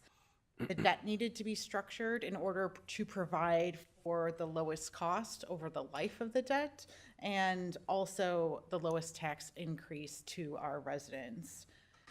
We also made the decision to phase the increase in over 3 years. The city has historically had a rather accelerated debt repayment structure. This reduces the overall cost of the debt structure and is beneficial from a bond rating standpoint and also beneficial in reducing interest costs. Obviously, the faster we pay off the debt, the less interest we pay. So to that end, it was decided to issue a 15-year bond rather than a 20 or 25-year bond to save on overall debt costs. On the screen here is the preliminary financing model. You'll see the total project costs, including contingency, as $25.59 million. We plan to use about $6.1 million in fund reserves to bring down the total bond financing to $19.5 million. This model keeps the city's financial position strong while reducing borrowing needs. The table here shows how the bonds are phased in for taxpayers and the tax increase every year for a $1 million homeowner. So the 2024 levy, which residents paid in 2025, was increased proactively by $500,000 to prepare for this issuance. A $1 million homeowner saw an increase of $55.56 on their 2024 tax bill. In 2025, we are proposing that we increase the levy by $550,049, which would be a $60.57 increase to that same home. And then in 2026, the debt will be fully phased in, and the total increase to the levy will be $615,201 for a $67.74 increase to a $1 million home. Over the 3 years, that totals $183, and that level remains relatively consistent throughout the life of the bonds.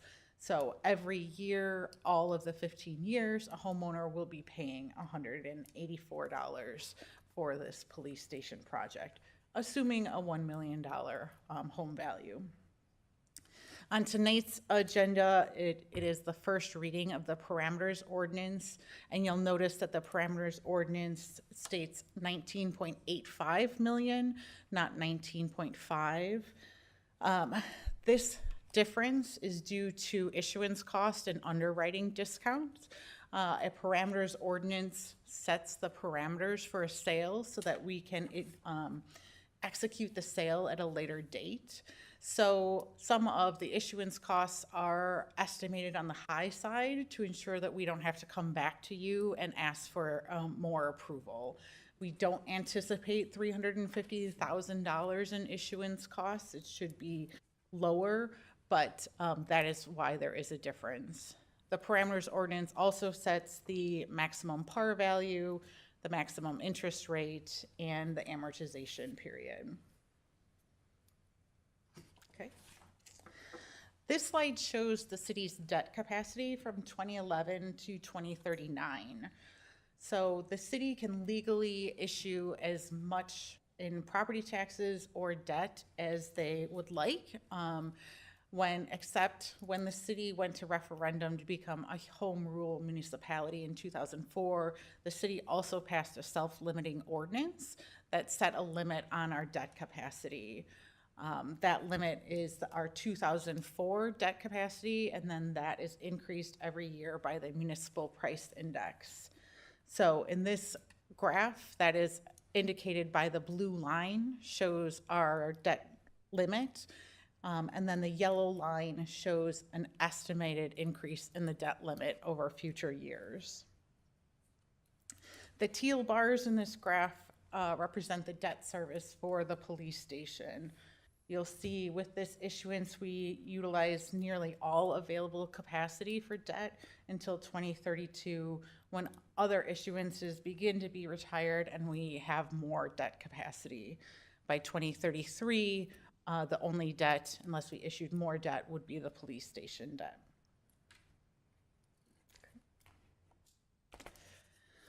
Assuming everything is approved this evening, this will come back to City Council at the October 20th meeting for the second reading and approval. Staff will then begin working on the preliminary official statement with Spear and Chapman Cutler so that we can distribute that to Moody's bond rating agency, probably end of October, early November, to do a Moody's rating call, probably the beginning of December. And then right now we're projecting an issuance mid to end of January. We are purposely postponing the issuance a little bit because the Federal Open Market Committee meets 2 more times this year, end of October and then beginning of December. And right now it looks like the Fed funds rate will be decreased by at least 25 basis points, maybe 50 basis points. So we're looking to time our approach to market. So with that, I'm happy to answer any questions. And Dan Forbes is also here from Spear Financial to answer questions as well. Okay, other questions? Alderman Bothfeld. So the 420,000 that we just approved, it's all accounted for? It is not. So second reading of the ordinance, the parameters ordinance would be increased to cover that overage. Okay. Thank you. Alderman Weber.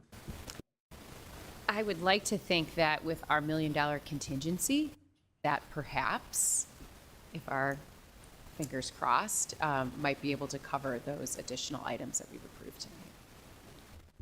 Wish on a star. Maybe I'll just jump in. I don't know that we can anticipate using the contingency, just because it is there for unforeseen circumstances that may arise. I think it's reasonable for the council to have a conversation about utilizing existing capital reserves versus increasing the debt issuance. I think staff's comfort level would be incorporating it into the overall debt issuance rather than otherwise it is competing with other capital needs, but certainly either one is an option for the council to consider. I think my thought process was like, hey, we have this contingency, and maybe if we don't use it all, then it comes back to the pot that ultimately puts out. So thank you for the clarification. Are there other questions or comments? Alderman Walther. So I read that entire ordinance this morning, and the sense I got when I read the ordinance itself was that there's the potential that we would not go out and get all $19.5 million at once. We would potentially issue it in tranches. Is that correct? I believe the ordinance is written for maximum flexibility. So if we saw an opportunity to capitalize on market conditions and issue in tranches, and it would allow us to. In this case, this project's spend down is rather quick. Obviously, we're looking to have a finished police station by, I think, fall of next year. So the money is going to disappear rather quickly, and we will be issuing one bond issuance. And thank you for that clarification. And the fire station, while that hasn't been approved yet, there is it's on the horizon. And it's currently at $6 million, is that correct?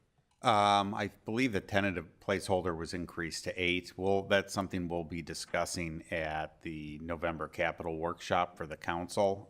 Based on very preliminary design, we think that number may be a bit low, but ultimately we do know whatever that number is, and we're motivated to keep it as low as we can, will ultimately need to be financed through our capital program on a cash basis. It will not have the opportunity to be financed through debt. If you looked at the slide before, right, correct. We've met our capacity, so whatever the final cost of the fire station, it'll have to be financed on a cash basis. Okay, I have a question. So the estimated current interest rate on this, if we sort of went and did this today, is? Oh my gosh. You know, I prepared for so many questions. 3.8? 3.8, yes, I think that is correct. Okay. That's the number that sticks in my head. And we think that there's the potential for, before we actually issue this, for that to drop a little bit. And just for a point of reference for the public and for the aldermen, the athletic field bond went out at 2.7%, which was pretty remarkable. And for another point of reference, the recent school referendum went out at 4.4%. So we're kind of right in the middle of those two things with the potential to go down. So I think that the cost of the money itself is pretty reasonable, especially considering a 15-year term for what is really a long-term project. The other thing I wanted to ask about is we've done in the past, we've retired much of our debt early. Is there the potential for early retirement of this as it's structured or as we're proposing to structure this? I believe we will likely have a 7-year call option, which we could refinance the debt at that point. I don't know, Dan, if you have any other comments about that one. 7 or 8 years, depends on what the market. Sure.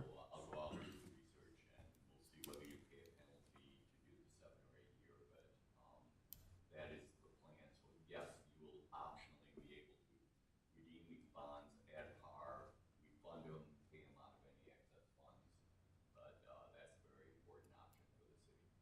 Okay. And as I've noted, that is certainly something that we have done successfully in the past and much to our benefit. Yes. Question, if you do include a call option when you issue the bond, we pay a premium for that, correct? An investor's gonna say, wait a minute, I wanted a 15-year deal. You've got the ability to take it from me after 7. Yes. Okay. You end up paying a premium for it, but that's why I hedge on the 7 to 8 year call. That is sort of where the investors and the sell side and the buy side come together, where you don't pay a significant premium. Whereas if you start bumping into that 7-year or 6-year, you start trying to take a little bit of advantage on the sell side, that's when the premium increases dramatically. So it can change over time, but basically you're looking at that 7-8 year sweet spot, so to speak. But who knows what tomorrow's going to bring, market-wise. Very good. Are there other questions or comments? Okay. Is there anyone from the public that would like to make a comment on this or ask questions? Oh, okay. Very good. All right, then. Well, thank you very much, Director Skibby. Thank you. All right. So at this time, I'm going to ask for a motion to approve an ordinance providing for the issuance of not to exceed $19,850,000 in general obligation bonds, City of Lake Forest, Lake County, Illinois, for the purpose of financing capital improvements in and for the city, including but not limited to renovation of building for use as a public safety facility, including site work, design, and engineering related thereto, providing for levy and collection of a direct annual tax sufficient to pay the principal and interest on said bonds, and authorizing the sale of said bonds to the purchaser thereof. First reading, may I have a motion? So moved. And the second, this would be a roll call vote. If I could jump in, sorry, Mr. Mayor, but I do think it might be helpful for staff to have some clarity and direction on council's preference for the additional $420,000 and at $420,000 and $62,000 for the ballistic film and the parking lot resurfacing. Council's preference on either rolling that into the debt issuance or funding it out of capital reserves. Okay, and I have to admit, you've challenged me to figure out how exactly we go about this. I'm happy to have the conversation, but is that a separate specific vote as to rolling that into this? Because that's what I just read. It would. So it would be, or you kind of start over, withdraw your motion, whoever made the motion. And if you want to roll it in, it needs to be in the motion. All right, so how about if I ask for a motion to roll the amount, whatever that is? I can provide it if it's helpful. It would be $20,270,062. Okay, so, Could I ask for clarification from, yeah, please do. what does that mean, not increasing it and pulling it out of the capital improvement? What do we give up? What happens? I mean, that's $420,000, a lot of money. So It is. you essentially look at plans for other capital projects and say, oops, we don't have this 420,000 anymore? Correct. I mean, I can't speak with specificity on projects. That would be something for the council to determine probably at your capital workshop, but it is coming from the same pool of funds that fund all of our other capital needs. So it's reasonable to expect that paying it through a drawdown of capital reserves would at some point come at the expense of another project. So if we did move forward and say, let's increase this up to the X amount, that is a ceiling, and then after the November meeting, if we all say, let's just do it out of our capital improvement budget, is that an option? Is that something we could do? Because she said you don't have to. Yeah, I was going to say, Clarification, I think what you're asking is that we borrow money and then potentially not use it for the purpose for. No, the issuance was up to a certain level. No, I think what Alderman Bothfield is saying is because it's a maximum par value amount, Yeah. you could approve an ordinance that says we will issue up to probably 20,350,000, and then we could choose not to issue that amount. Right, that's my question. yeah, I was going to say the only, presumably that is an option for the council. It would effectively preclude staff from moving forward with the issuance prior to the capital workshop, if we're waiting to get that direction. I think at this point, that's probably what our intention is, but that would eliminate the possibility of us going to market before the capital workshop. Were you going to market before the capital workshop? I thought, Unlikely, but obviously. because you the ordinance- talked about January. Yeah, exactly. The parameters ordinance as recommended is intended to give maximum flexibility to to city staff and to our financial advisors. None of us have a crystal ball. Yeah. The intent, I think, at this point, speculative, of course, is to go later in the calendar year, if not beginning of the new calendar year. But again, if council's looking to defer a final decision on that till after the capital workshop, then that would preclude us definitively from going earlier. Okay, so here's the approach that I would like to take to this, because, you know, I would like to move forward, and I'm just going to sort of discuss this. What is the dollar value of the add-ons that we included? $420,062. $420.62. And I'll ask, I think Finance Director Skibby, I'm sorry to put you on the spot if you don't have it, but there was an analysis done to understand what the additional amount would mean in terms of annual impact to a homeowner. Just, I think that's important for the council to know. Do you have that readily available? I do. The impact in the beginning of in the first few years does not change because of the debt cap. It's the end of the issuance that does change. I think the change, and I'm sorry I don't have it in this piece of paper here, was like $30 over the life of the debt for that extra. I was assuming 500,000 because you go to 19.5 to 20 million. But it's a rather low impact to a homeowner. That's $30 over 15. Over 15 years, yeah. Not annual. $30 a year. No.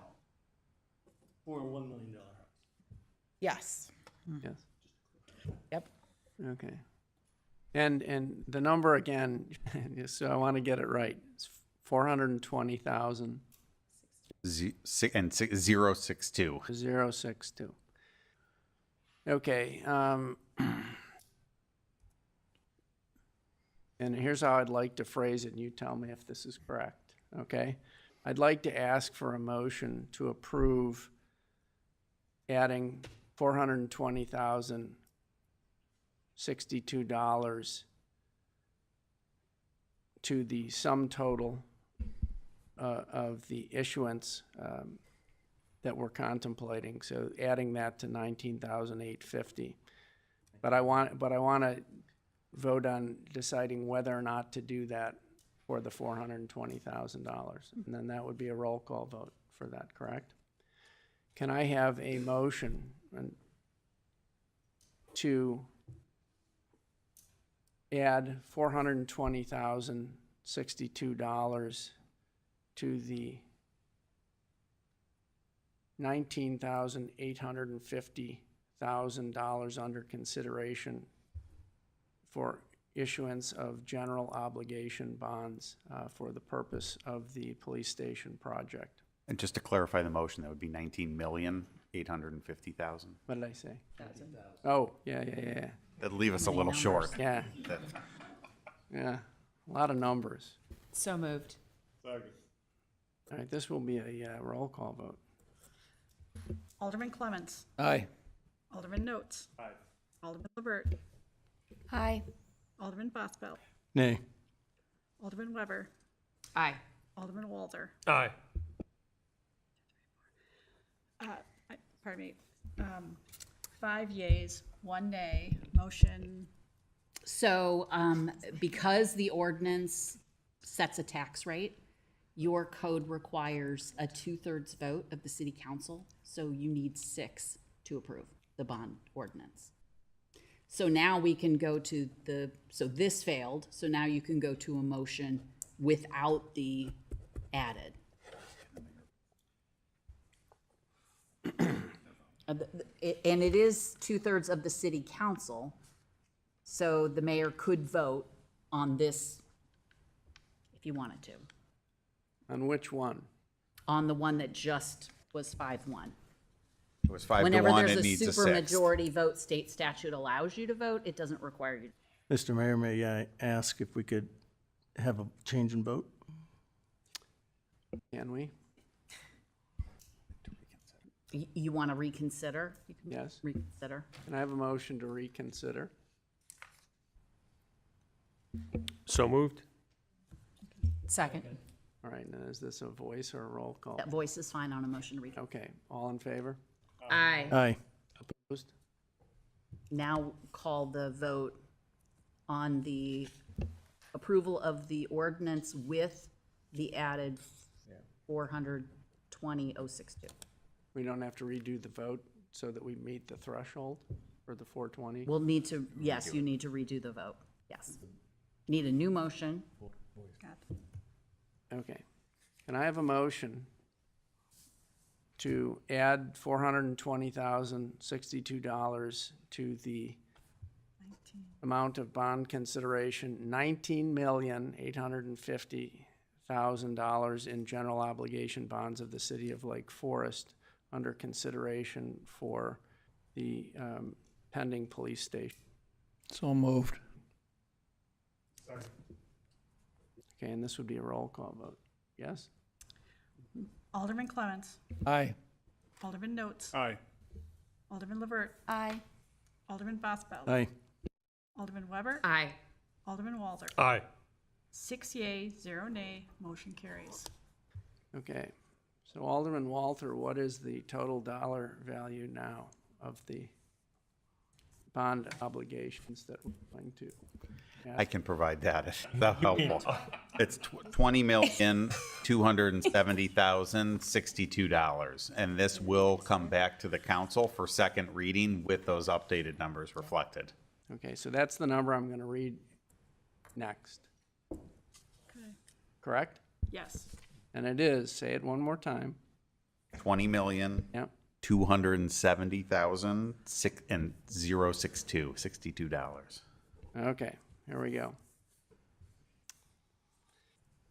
This time I'm going to ask for a motion to approve an ordinance providing for the issuance of not to exceed $20,270,062 in general obligation bonds of the City of Lake Forest, Lake County, Illinois, for the purpose of financing capital improvements in and for the city, including but not limited to renovation of a building for use as a public safety facility, including the site work, design, and engineering related thereto, providing for the levy and collection of a direct annual tax sufficient to pay the principal and interest on said bonds, and authorizing the sale of said bonds to the purchaser thereof. First reading.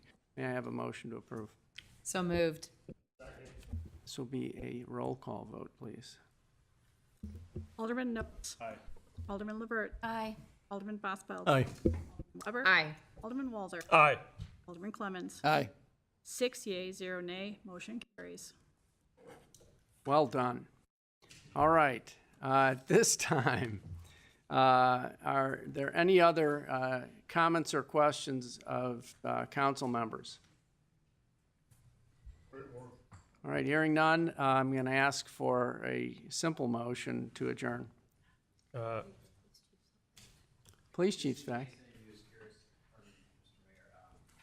So for the next couple of weeks, we'll be working with the Cats Department to get the permits in order. I know there's some angst to get going on the outdoor work before it does actually get cold around here, and then we're gonna be working with some other brown work with the contractors to get in there to remove certain things that we want to reuse later on in the rebuild, but we're looking at a target date of early fall next year, moving into the new police department. Very good. Thank you. Thank you. Now then, can I have a motion to adjourn? So moved. All in favor? Aye. We're done. Thank you.